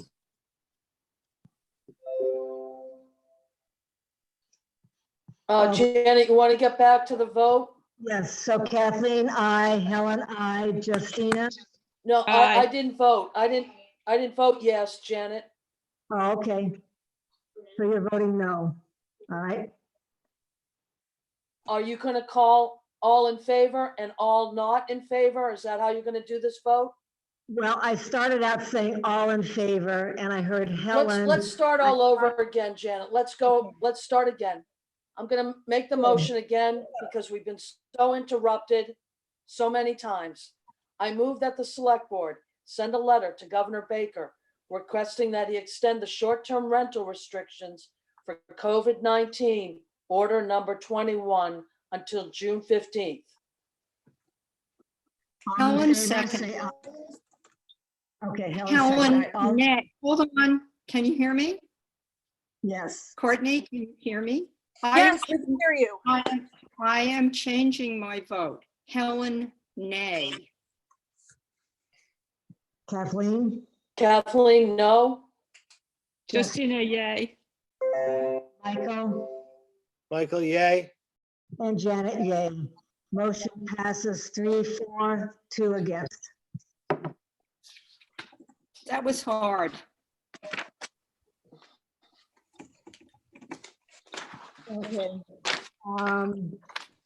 So any other, I hate to do this, any other recommendations and updates on COVID-19? Yes, Janet, Kathleen. Yes. Wait, I'm going to raise my hand. There you go. I wonder if we could just briefly discuss with Dan Hort and probably Danny Silverman, who's on the call as well, if there's been some more thought or input into town meeting, now that we've heard from KP Law, that we have to do something before the 30th of June. So through you, Madam Chair, to Dan Hort, brief discussion on that, Dan? Yes, Madam Chair, if I may, what Governor Baker he's created an executive order that allows us to postpone town meeting past June 30th. If he does not extend that executive order, then town meeting, which we now have scheduled for October the 5th, would have to be held prior to June the 30th. I don't know whether he will do that or not. I suspect he will still give us the opportunity to have it after June 30th, but should it be prior to June 30th, the warrant will be ready to go. I'm not sure if our residents will be ready to go. So, Dan, how are we going to facilitate a town meeting? It's kind of on the fly here. I mean, I heard from other towns on Friday morning how they're doing it via satellite with a quorum in one elementary school and another part of the quorum in another auditorium. Have you given some thought to the logistics of how we're going to conduct a town meeting if it has to be before the 30th of June? Madam Chair, I've given some thought to it. I don't have a complete recommendation yet at this time, but I have given some thought to it in that we might be able to, we might be able to have a group that's at the Wellfleet Elementary School with a group that's at the library is also weighing in, and perhaps one of our local theaters would let us use some of their space as well. So we would look at trying to spread it out over different locations so that we could still maintain social distancing while letting everybody who wants to be involved in town meeting be involved. Okay, Dan, this is Kathleen again, back to you, Madam, through Madam Chair. Any consideration to Susan Reverby's idea of having town meeting at the Wellfleet Drive-In? I'd like to, remind everybody that we are in an unprecedented time here. And we have an opportunity to be creative and to think outside the box. We need to be able to pivot and think on the fly. And I think that if we've got any kind of, logistical way to conduct a town meeting at the drive-in, where I'm told there are 700 parking spaces, we could make some history. I know this, it's not a perfect arrangement. I don't think anything we do or any town conducting a town meeting through this pandemic is going to be perfect. But I do know one thing. Governor Baker's going to look at Wellfleet and say, oh my God, they had their town meeting at the Wellfleet Drive-In. They rock. So I think we should give that some consideration. Anyone else have any thoughts on that? Madam Chair, if I may, Dan Silverman, our town moderator, has his hand raised. Madam Chair? Yes, I'll put the video on so I'm not a mystery here. The logistics of trying to carry out town meeting are going to be very challenging, regardless of where we do it. If we are forced to by the actions of the state, who don't allow us to go beyond June 30th, we'll try to figure something out. I'm assuming that Dan Hort and the board will make the warrant as small as possible. It sounds like the only thing that might be really necessary to do is to do the budget. But at this point, given that the town and the board has already recognized the problems of that and has taken what I think is a wise course to wait until October, I think our efforts right now might be best spent asking the governor to extend that emergency order. I understand, Kathleen, it sounds like kind of a neat idea to do at the drive-in, but I think the logistics of carrying that out are a lot more daunting than you might imagine.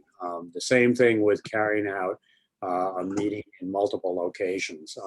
There are towns that have overflow with deputy moderators and so forth. It's not something we've ever done. We'd have to learn how to do that on the fly, but the requirements of Mass state law are that if you have an overflow location, everyone has to be able to hear, see, and participate equally in the discussion and the debate. And the hookups and the connections that need to do that are not necessarily something that we have the infrastructure to do. Can we do it? Yes. My guess is that it would be costly. And I would say that we should do that only as a last resort. Those are my thoughts on it. Madam Chair, through you to Mr. Silverman. I've done a lot of stage managing and production work. And if you wanted a meeting at the drive-in, Mia Baumgarten will make it happen. She'll make it happen. It's not that difficult, Danny. It's a way to get this done. And, and again, to think outside the box here. I'm exiting. My last board meeting is June the 9th, but it's not supposed to work this way. You're not supposed to have an election before your town meeting. I'm invested in this and I'm not seeing it through. So if the governor says that we can't do anything after the 30th of June, we're going to have to think on the fly very quickly.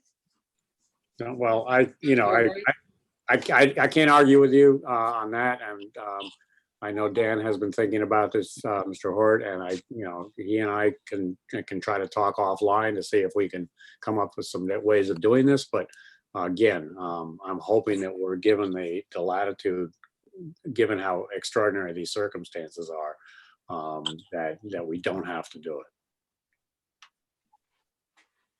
Helen has her Can I speak? I want to speak first. Hello? Okay. All right, go ahead.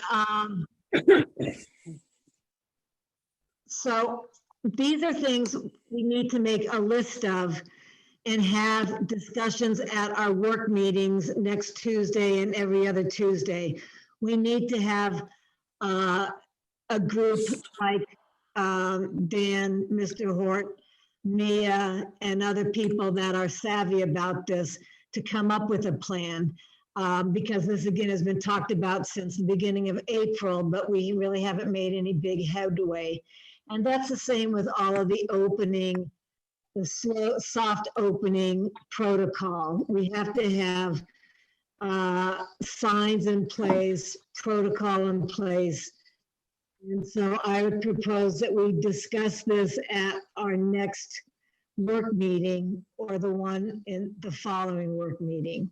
This is a big subject and we need input. We also need input from the owners of the drive-in.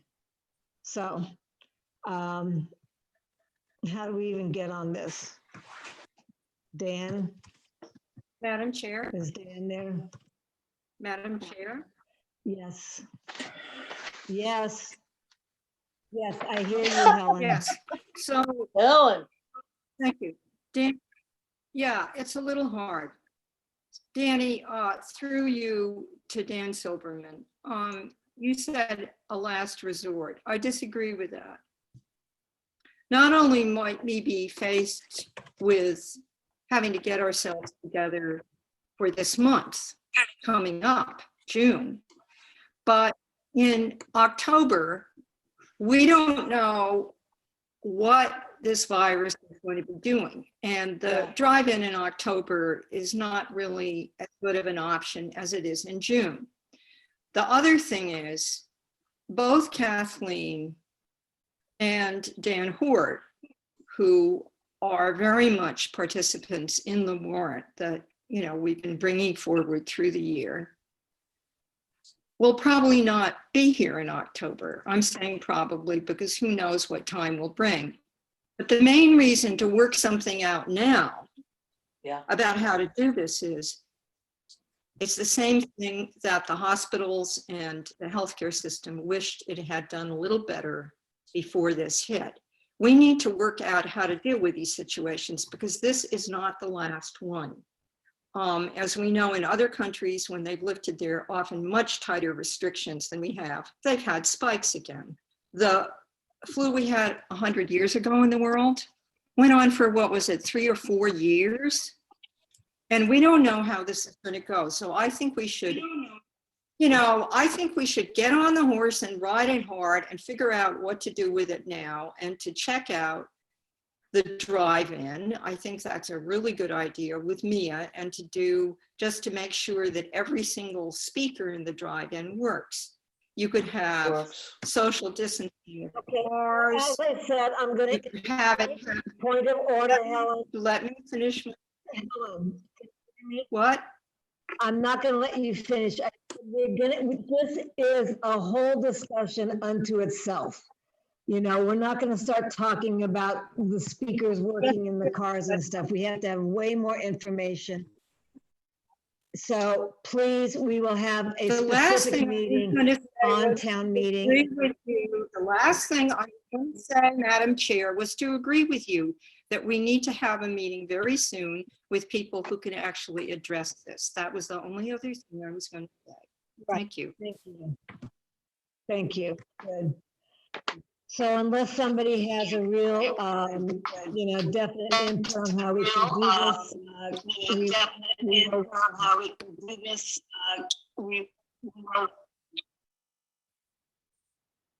Geez, I really am garbled. Oh, I know. Okay. Let's move on. move on.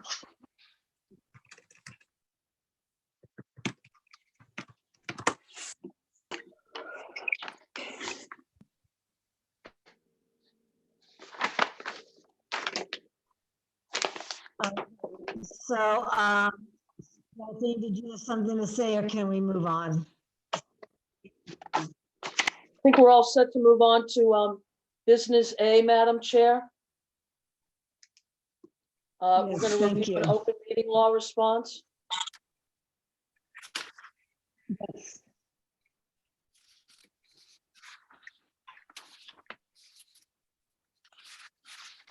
So everybody's seeing that everyone's aware of the open meeting law complaint. Any questions or comments? Mr. Hort? Madam Chair, just an FYI on this. So what the Division of Open Government ruled in this case is that the board unintentionally violated the open meeting law by deliberating outside of a properly noticed meeting. So their conclusion was that they ordered the board's immediate and future compliance. They also ordered the board an open session at its next meeting after receipt of this determination to review the comments that board members made during the July 16th presentation and to include those comments in the meeting minutes of the new meeting. So what I did over the past weekend was I listened to that meeting on July 16th and word for word took down the comments made by every select board member. Those minutes or those words are commented, are included in your agenda packet. And what we would ask is that you move to have these included in the select board minutes of this meeting. Thank you for doing that. I was wondering how that happened. So are there any questions, or can we have a motion? Madam Chair, Yes. through you to Dan Hort, I would also like to look at the minutes of the meeting that came right after that, because my memory is it was referred to, we referred to it. I think I did, but somebody did. I think it was me. And referred to the video of it and did a lot of outreach to people about letting them know about it. In other words, before, during, and after. And that, thank you very much for doing the dreary task of transcribing, you know, from the video. It's hard work. So if we could have that, put also in our packet, some, you know, reference or that part of those minutes where it was referred to, because that's something you can do in the spirit of the open meeting law. This is basically what they're requesting us to do.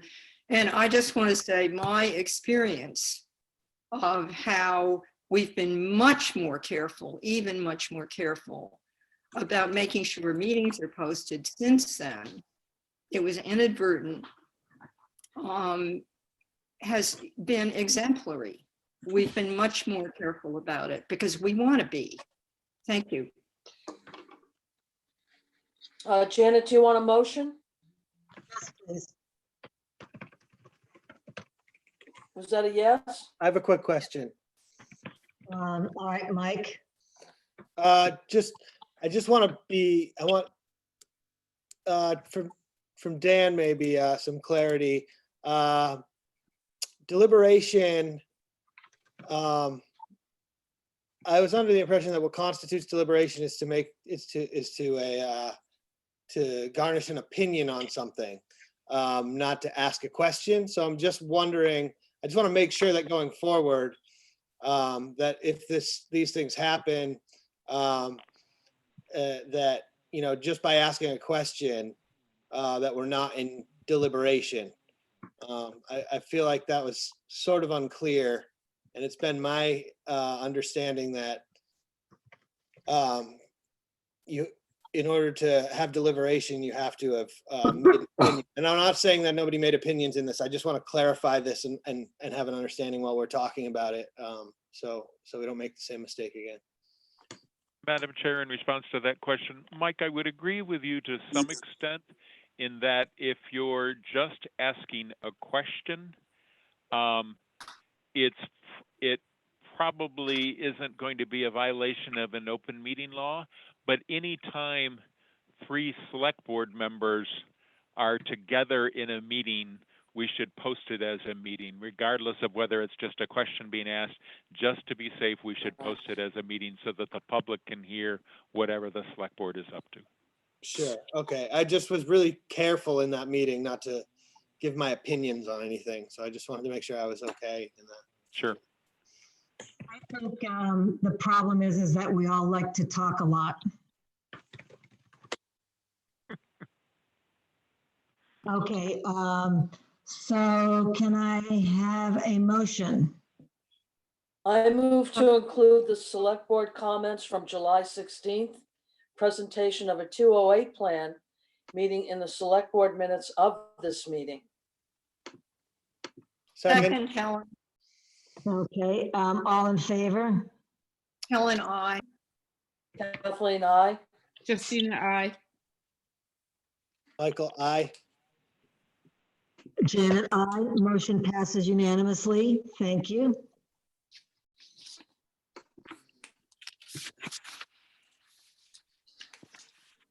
Okay, moving on to, what have we got? Release of executive session minutes related. No, we have, Jumping we ahead. have C, Madam Chair.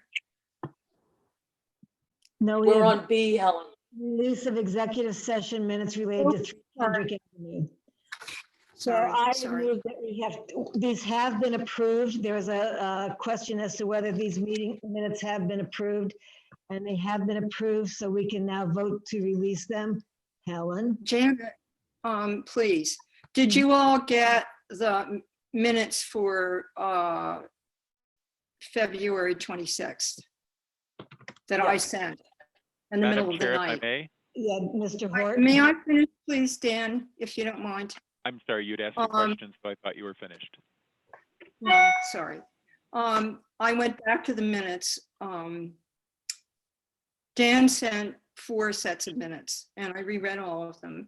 And in the July 23rd, I believe, meeting, we approved 3 of them, but we didn't approve the February 26th minutes. And so I, last night, did the typo corrections and offered some amendments and sent them to all of you in the normal way. And we have to approve those before we release them. Otherwise, they can only be released as a draft. It's housekeeping. Okay, so you all received that, right? Right. Minutes for February 26, 2019. So if I may, can I move that we, Kathleen, do you mind if I do this?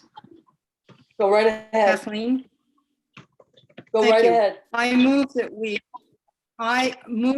we approve the minutes of February 26, 2019, executive session minutes of February 26, 2019 as amended. Helen, I. Or no, I need a second. Second. Second. All in favor? Helen, I. Kathleen, I. Justina, I. Michael, I. And Janet, aye. Motion passes unanimously. Thank you. Madam Chair, if I may, Yes, you may. just as an FYI, you have now approved these minutes for the second time. The minutes of July 23rd were approved on November 26th. It's included in your minutes. And the minutes of 2/26 were approved on July 23rd. Okay. All right. Yep. So the minutes have been approved, Helen. We just haven't released them. That's what we need to do. And through you, Janet, you know what the issue was? I don't think I was at that executive session meeting, although I would have liked to be there for that part of it because it was a Hilton discussion. And I was recused from. You were there, but you were abstaining from the vote. Yes. I was? Okay, well, anyway, now they're approved as amended. Never mind. All right, so now, Okay. motion to release the minutes, the executive session. I minutes. move to release the executive session minutes related to 3 Kendrick Avenue. Is there a second? Helen, second. All in favor, say aye. Helen, aye. Kathleen, aye. Justina, I. Michael, aye. And Janet, aye. Thank you. Motion passes unanimously. Okay. Discussion of select board's use of community social media pages. Helen, you had something to say about that? Yeah, I need to bring something up which has come up a number of times. I like to go to the community, Facebook pages because I want to know what people are saying. And it's even more important these days because, running into somebody at the dump, you can talk, but I'm not seeing as many people as I usually do. So I want to be able to go to those pages. However, if another select board member has gone to those pages and expressed any kind of opinion, which is different than putting a piece of data out there, right? I feel that I can't go to those pages because there you are, you're reading and suddenly, boom, I know what one of you is thinking about this. So I wanted to put that out there and to have us look at it and make a decision together, which shouldn't take long, I think, about how we all individually participate in that kind of social media forum. I think it's valuable for us to be able to go to it, but I don't want to hear what any of you have to say in that kind of forum outside of a meeting, because the way you go through those pages is, automatic. All of a sudden I see who's done that post and I've read 2 things from 2 of you. Doesn't happen a lot, but I would like to feel safe going to those pages. So I was just wondering how the rest of you felt about that. Well, I believe we have a policy on that where you may provide information, but not advocate for something. And I did not look up the policy, but this has come up before. Courtney, Dan, or anybody else have any facts on Facebook or social media?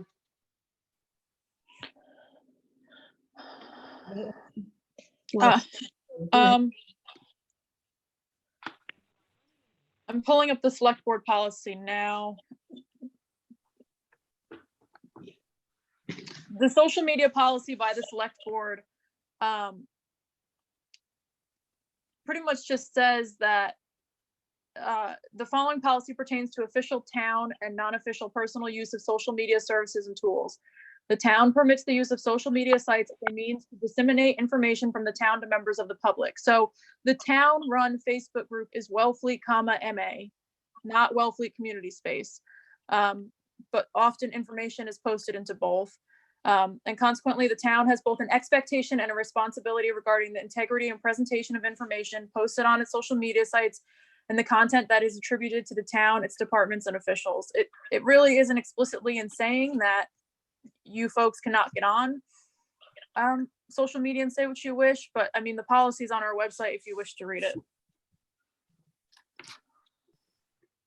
Madam Chair. Well, yeah. Okay. Go ahead, Mike. So this is, I brought this up earlier, amending our social media policy.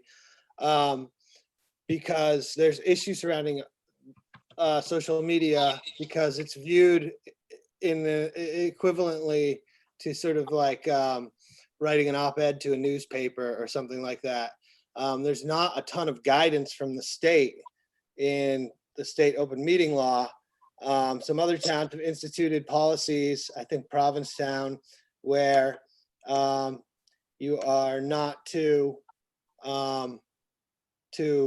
respond to other select board members' comments, and that any comments that you make should be qualified as not official, not from your official capacity or something like that. There's a few different policies floating around in different towns as far as how they regard social media use outside of their own municipal social media pages. Wellfleet only has explicit requirements on their own social media pages and social media sites. So I think we do need to sort of deal with this through a policy the same way Provincetown did, because they ran into a problem where there was an argument between two select board members, or maybe three, on a post where that became an open deliberation between those board members. Other than that, I mean, we have, First Amendment, we don't give up our First Amendment rights by being on the select board. So there is some parameters that we need to look into and set, I think. I think that'd be prudent. Madam Chair? Who had their hand up first? Courtney? I don't know, Janet. I guess it's you and Helen right now. Okay. Yeah. Okay. So go ahead, Helen. Thank you. Mike, it isn't giving up our First Amendment rights. It's where we use them. For example, we have First Amendment rights right now in this meeting. And we have it when we're talking with friends. And unfortunately, there's sort of a loophole where if two of us on the select board want to talk about things and share opinions outside of meetings, we can do that just as long as we don't do it with anybody else. And I keep track of that. I'm not fond of it, but sometimes that happens. I don't do it a lot. I'd rather talk in these meetings, do the public's business in public. What I'm saying here is, I feel that there's already an open meeting law requirement where we cannot discuss things electronically in a way that might even possibly lead to either serial communication, or which can happen with, let's say, a Facebook post for one of the community spaces, or we have two. Actually, we have three. We have Raw and Unfiltered too, where somebody could convey to me what Mike said after I'd already talked with Kathleen, using up my coupon for having an exchange with one other board member. I just want to feel safe about it. I want to only use, I am committing to only using those social media platforms to share information, which I would hope would be accurate, right? But I'm not going to say anything that's an opinion. I'm committing to that. I'd love it if some of the rest of us would do that, so we can feel free to go and visit them. But I don't think my mentality, I don't want to say we have to vote on this and say we're going to do it. I don't even think we should bother to have a policy. We should just remember we can't communicate electronically outside of meetings. That's very clear in the open meeting law. Thank you. Well, and I would say that we really have to be careful about what we post on social media, as we all know. Everybody clear on that? Yep. Courtney or Mr. Hort have any comment? Nope. Okay. Moving on. Everybody's ready to move on. So we are now at select board reports. Anybody want to say anything? Kathleen, you look like you're ready. No, I'm just following the script, Janet. Well, you know what's interesting, and I digress because our meeting's drawing to an end and most people are off of it now. When I'm on a meeting with Kathleen, her picture always shows up, even if she's not speaking. And I like it. That's why I thought she wanted to say something. But there are some funny tweaks we need. This happened on the Cape Cod Selectmen's and Councilors Association meeting, that Kathleen would just show up every so often. And then I'm not showing up at all tonight. So Courtney, I might call you tomorrow for a refresher on how to do this or what it is with my computer. So any select board reports? No, Madam Chair, not from me, but thank you for, thank you for seeing me show up. I know, it's nice. Sorry, I'm not there too. So I would just say that briefly that there are a lot of groups going on, the Cape and Islands. The Cape Cod Selectmen's Association is aware of us all being on the same page. The town administrators are working with, and chairs are working on a cohesive message. There is that new Cape and Islands, I don't even know the name of it, task force that people are complaining about, but there's no representatives. But we are all on their meetings. So if you have anything to say, and you can get on their email list, that this is, as we all know, a ridiculous time for anybody trying to be in charge and focus where our efforts go. So yeah, we just really have to be good at communicating. That's what I'm nice at communicating. So no other select board reports. Oh, dredging. Dredging is moving along. I don't have my dredging notes in front of me, but dredging is moving along. Fantastic. Janet, Yes. me, Helen, Yes. thank you. The thing I'm most interested in hearing about, either from you, Janet, who went because you were the chair, or you might have wanted to go anyway. I would have liked to go because I asked about this. Or from Dan, I would like to know what came of the meeting with the chairs and the town administrators or managers that was had, I guess, last week. What's today? Was it on Friday? I don't know what day it was, but I would like a report for all of us about exactly what was arrived at. Because first of all, was the park there? And then what was arrived at during that meeting, please? Okay, so it was our first meeting, and Dan, you can chime in. Sure. We basically got together and agreed that we needed to send a cohesive meeting. So, and there's a person, Sean O'Brien, who is the county board of agent. He will be in charge of making signs so that Eastham, Wellfleet, Brewster, Chatham, we're all going to have the same signs, such as mandatory distancing, please wash your hands, whatever comes up. You know, we're all in the same boat. We don't know what's going to happen week to week. So that is something that if you have suggestions that you would give them to Sean O'Brien. There's not another date scheduled for a next meeting.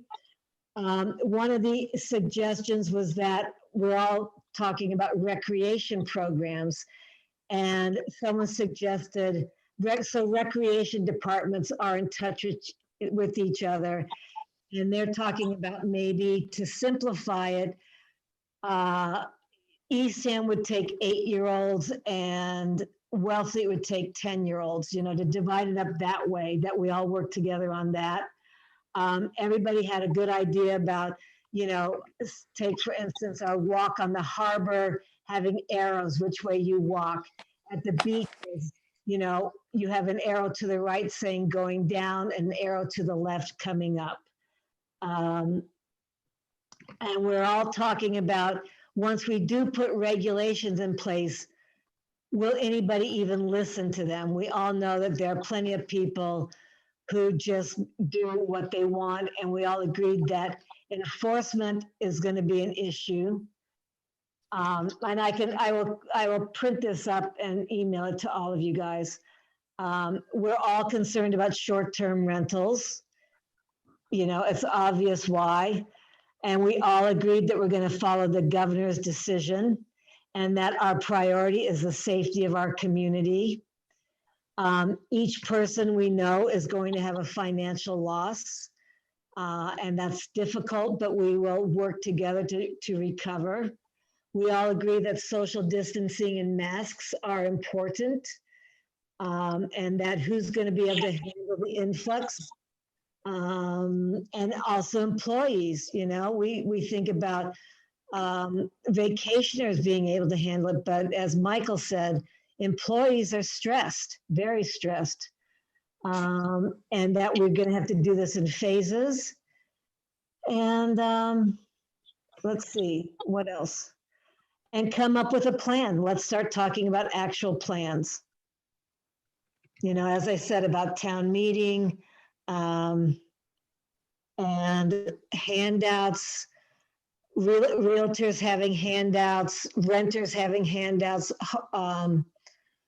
hotels having, you know, mandatory handouts, all that stuff. But yeah, I'll email you guys this too. But it was really just a discussion. No clear path. Dan, what would you like to say? You know, I would say the same thing. A lot of it was just sharing information of what other towns are going to be doing. And we've gotten some information from the towns that you will see in your agenda packets for next Tuesday's meeting at 10 a.m. Of what we've gotten so far that other towns are working on and how they're addressing certain issues. So it was more of an information sharing, especially as regards to town election and town meeting. Everybody wanted to hear what everybody else, what decisions had been made regarding those. So it's a start, but I don't think it was just a sharing of information at this point. Yeah, thank you. Excellent.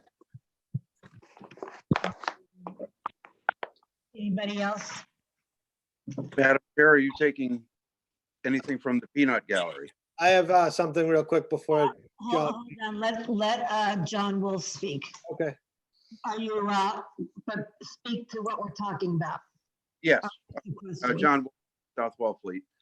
My question is simply has to do with if there's been any discussion with other towns or between in the state regarding enforcement of coronavirus regulations. I think these regulations are important, and I don't think the current issue of enforcement should stop from implementing regulations just because we think some people won't follow them.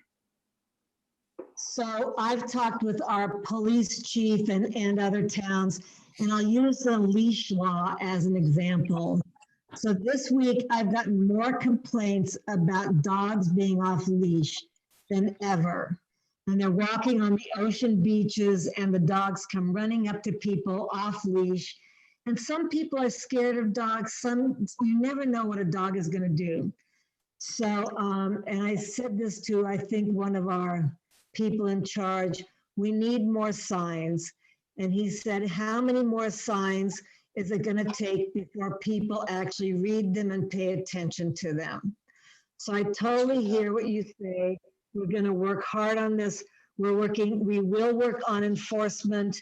I'm sure you read the paper where you see that people have actually gotten shot because of enforcement. Park rangers have been thrown in a pond because of enforcement. And I do not want to put any of our employees or police or fire or beach people in danger. So we will work our best. We're on the honor system. And I will say right now that if people stop honoring our recommendations, then we will shut everything down. That's a threat because we get so many threatening letters.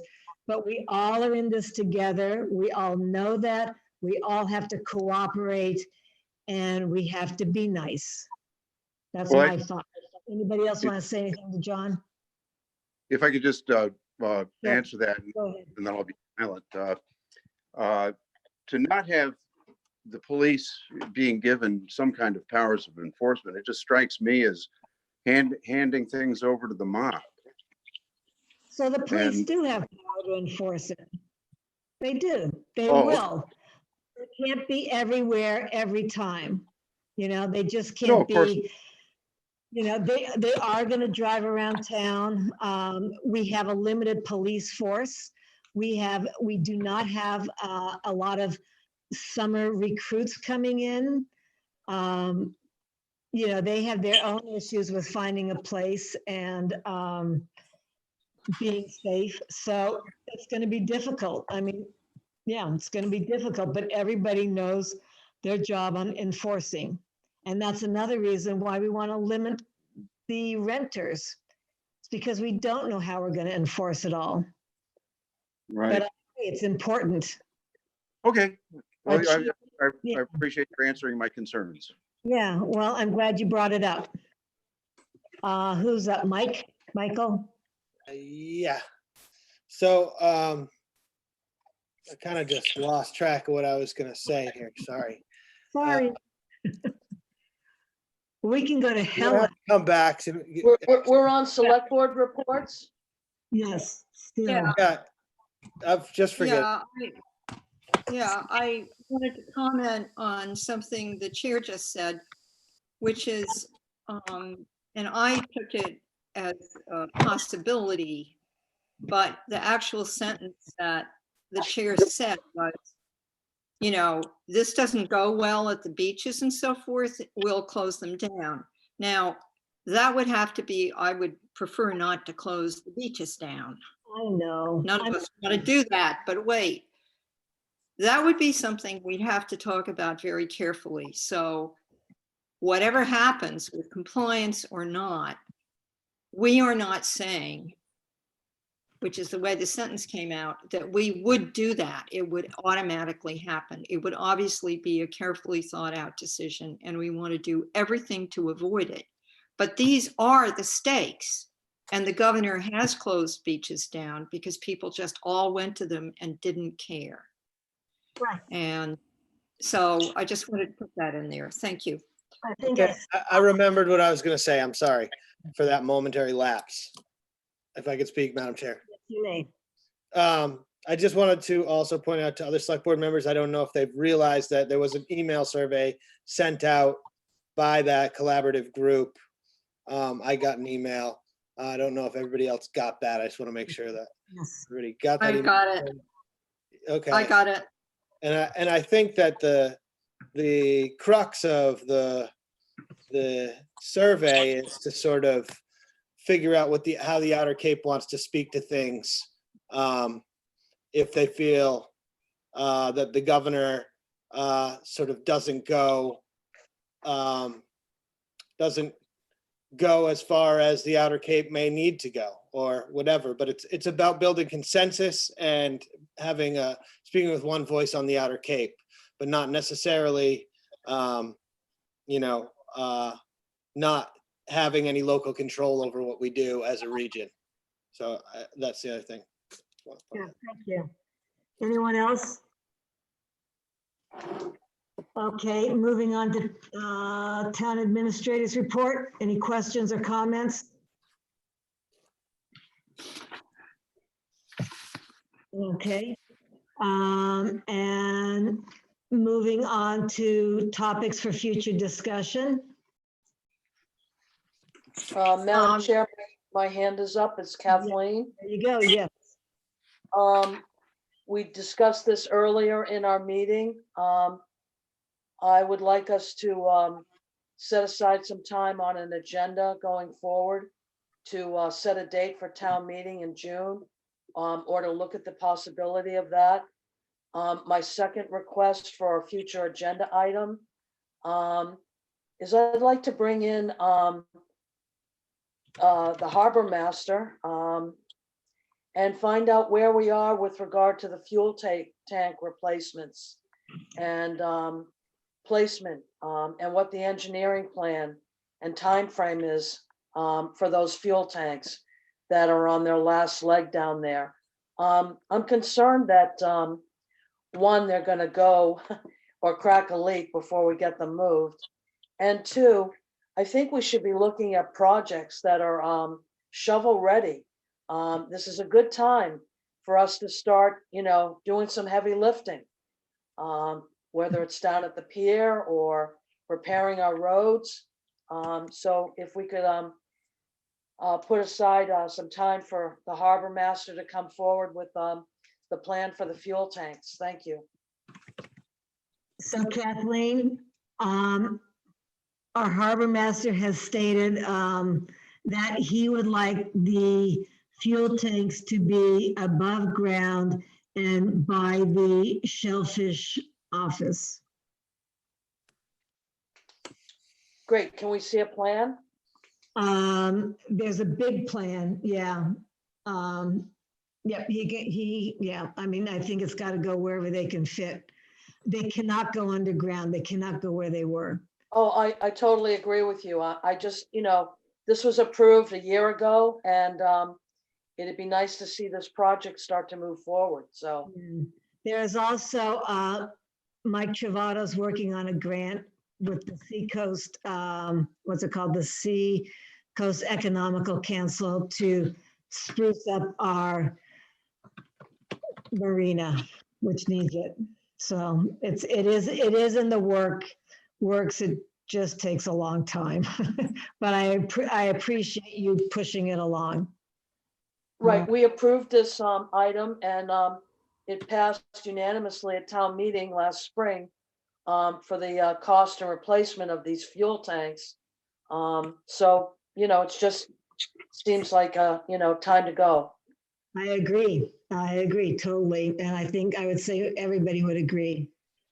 So Helen. Madam Chair, Yes, if I may interrupt 1 second, I just sent the harbor master an email asking him to issue a report to the select board on the fuel tank replacement, where he's looking at and the status of where we are in the replacement. Thank you, Dan. You're welcome. Madam Chair? Is this on future discussions? Yes. Okay, go. That's the agenda item we're on. I also want us to decide, preferably at our next meeting, what about having town meeting in June, and to not kick this down the road, which, much as I love you all, this board does that a bit. To firm that up and to be ready in case the governor, comes down on us with that necessity. And I also would like to, be able to talk with Mia Baumgarten and so forth about it at our next meeting, and to deal with it and to decide about it and to get it done and have it settled. Referring to the fuel tanks, we actually had a meeting about that, the town meeting vote, or was it before, I forget, where we decided to have it above ground, and we decided we had an agenda item when we made decisions about it, and it's just been hanging there. And as I said at another meeting since then, please, whatever the harbor master thinks might be a good idea for the whole area, we cannot wait for fixing, having new fuel tanks for that. It should have happened years ago. It should have happened 2 years ago, as far as I can remember. So can we just please get this done now? Thank you. Okay, any other future concerns? I do. Okay, wait, just to agree with Helen, we have this work meeting coming up next Tuesday, where we're supposed to be meeting. I want to clarify this, that we're supposed to be meeting with the department heads like we do, but now we're including selectmen. And I think that we have to have our next meeting on Tuesday devoted to town meeting and town elections and have that figured out. What does Mr. Hort say? We've got it on the agenda already. Courtney has added it. Town elections are set for June 15th, and the ballots are being printed.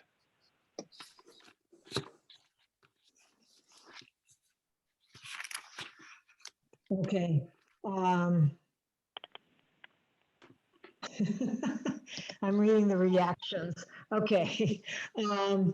Okay, anything else? Future. So for future agenda, I have Joe Aberdale, who in the past has been on the dredging committee. and has a lot of expertise with past grants, and he's been on the Marine Advisory Board for 20 years. And the dredging task force would like to put him back on that committee, but there's only 5 people voted in.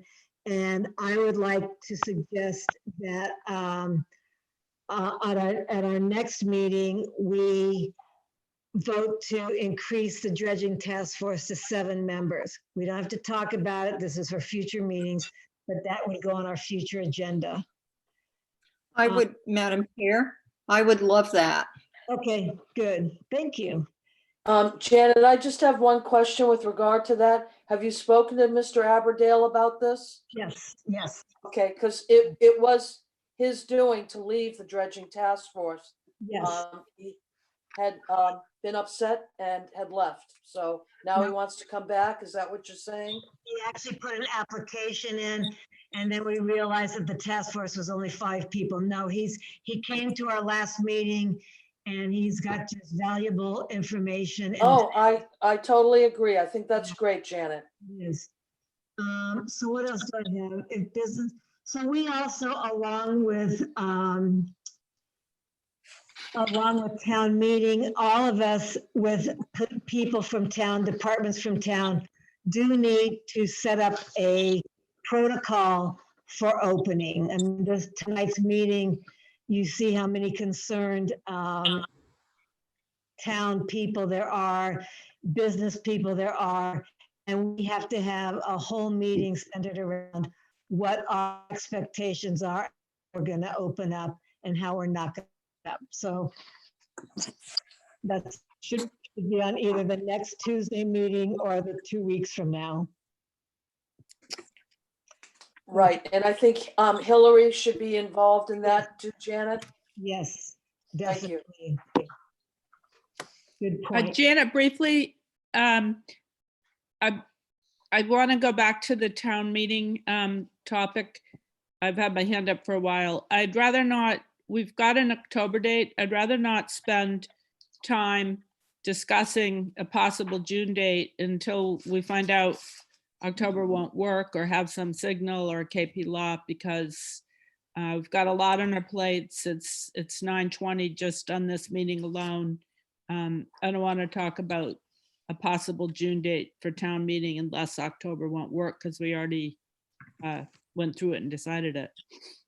So I'm not concerned about the October or the date. I'm concerned about, we have to start talking about possible venues and how we're going to do it. But you've got a right point too. We have to choose a date too, or not. I see. But even in October, it would be, we just have to have alternative site meetings. Who else has their hand up? Michael? Yeah, so I was hoping to talk about this tonight when we were talking about short-term rentals, but we wound up just going over the letter, which is fine. But it's just come to my attention that Wellfleet's one of the few towns that does not require any short-term rental registration with the town. And I think that we need to discuss that. I think at this point and at this stage of the game, it's important for the town to know how many short-term rentals there are in the town, what the occupancy of that is. We don't have that information. You can glean some information with people who are registered in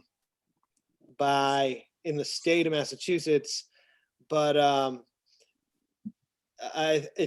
we really need to have some kind of registration, like it could even be pretty basic as far as just providing an address, the maximum occupancy of that, and the property owner's address and and phone number, something like that. So we have some statistical and knowledge of where all the rentals are, how many we have, what our occupancy capacity is in the town. So I wanted to kind of put that forward as something that most towns require registration at the very least. Some require permitting and all sorts of site inspections. But I think, at the very least, we need to start getting some kind of registration of short-term rentals in the town so we know, what's going on and where to some degree. I'm not.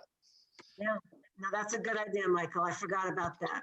And Janet, through you to Michael, I think a good place to start, Mike, would be the beach department, because they have a lot of that information on who's buying the stickers and what the rentals are. I know that topic has come up before in the past. there is some information. It's just not whole. Right. Point of order. Let's discuss this at a future meeting. Thank you. Right.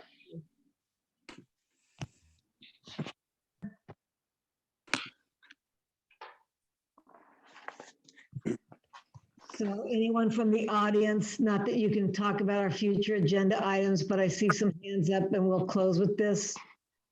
Yes, John? Yeah, now I'm trying to remember what my question was. It wasn't related to the short-term rentals, but well, go on to someone else and I'll. All right, does that, before you go, Dan, does Luke Chapman, he's on and he has his hand up? Yeah. We'll take care of him. Go ahead, Luke. Thank you, Janet. Yeah, as some of you know, I am a homeowner in Wellfleet, and I also run Delmar Vacations. It's my company. It's local here on Cape Cod. We have 50 employees. Most of those are year round. I'd love to be a resource to this board, because I hear a lot of sort of hearsay and inaccuracies, assumptions thrown out that just aren't necessarily informed by reality or what's on the ground. So as an example, a lot of towns have a registration, but not most towns. Most towns do not. Luke, if I can interrupt you for 1 second, Madam Chair, we have to be careful that these don't become discussion items. Right. This is only for you to decide on future agenda items. Yes. Okay, thanks, Dan. I apologize for that. Not a problem. I'll just leave myself out there. I want to be a resource to this board. I know a lot about this, and I am available. Okay. So rather than speculate, I would love to be available to you guys. And we should be including everybody in these, if we come up with other task forces, that's a good idea. John Wolf has his hand up. So does Dick. Who's Dick? All right, John, one more time, John, because we're moving on. Okay, yeah, just a question. Is there, since we went from 5 people to 7 people on the dredging task force, is there any point in my applying for the 7th position? I will keep you in mind. How's that? That would be great. Okay, good. Thank you. Thank you. And, okay, anybody else, or should we move on to adjourn? No, correspondence, please, Janet. I'm sorry, yes. Janet? I knew there was something else. Go ahead, correspondence, Kathleen? Yeah, Madam Chair, through you to Courtney. Can you report on how many letters we received with regard to short-term rentals? Upwards of 30. Thank you, Courtney, for all the work that involved. Okay. Minutes, should we move on to minutes? Approval? Madam Chair, Yes. did you all get the draft minutes that I sent out in the middle of the night Yes. with a red, Yes. questions? Okay. I'd like to move, can I make motions now? Everybody okay? Yeah. Yeah? Okay. I move that we approve the minutes of April 28th, 2020 as amended. Second. All in favor, say aye. Helen, aye. Kathleen, aye. Justine, you're muted. Christina, I. Michael, aye. Janet, aye. Motion passes unanimously. I move that we approve the minutes of May 5th, 2020 as amended. Second, All in favor, say aye. Helen, I. Kathleen, I. Justina, I. Michael, I. And Janet, I. Motion passes unanimously. Thank you. Madam Chair, I move that we adjourn. Helen, second. All in Helen, fa- I. Kathleen, I. Justina, I. Michael Michael, I. and Janet, I. Motion passes unanimously. Thank you, guys. Thank all of you for this very difficult time and all the work we're putting into it. And we'll see. Thank you, Janet. Good night. Thank you, Janet. Good night, and thank you to the staff always. Thank you. Yes. And to all the people that showed up. Bye-bye. And for anybody who's staying.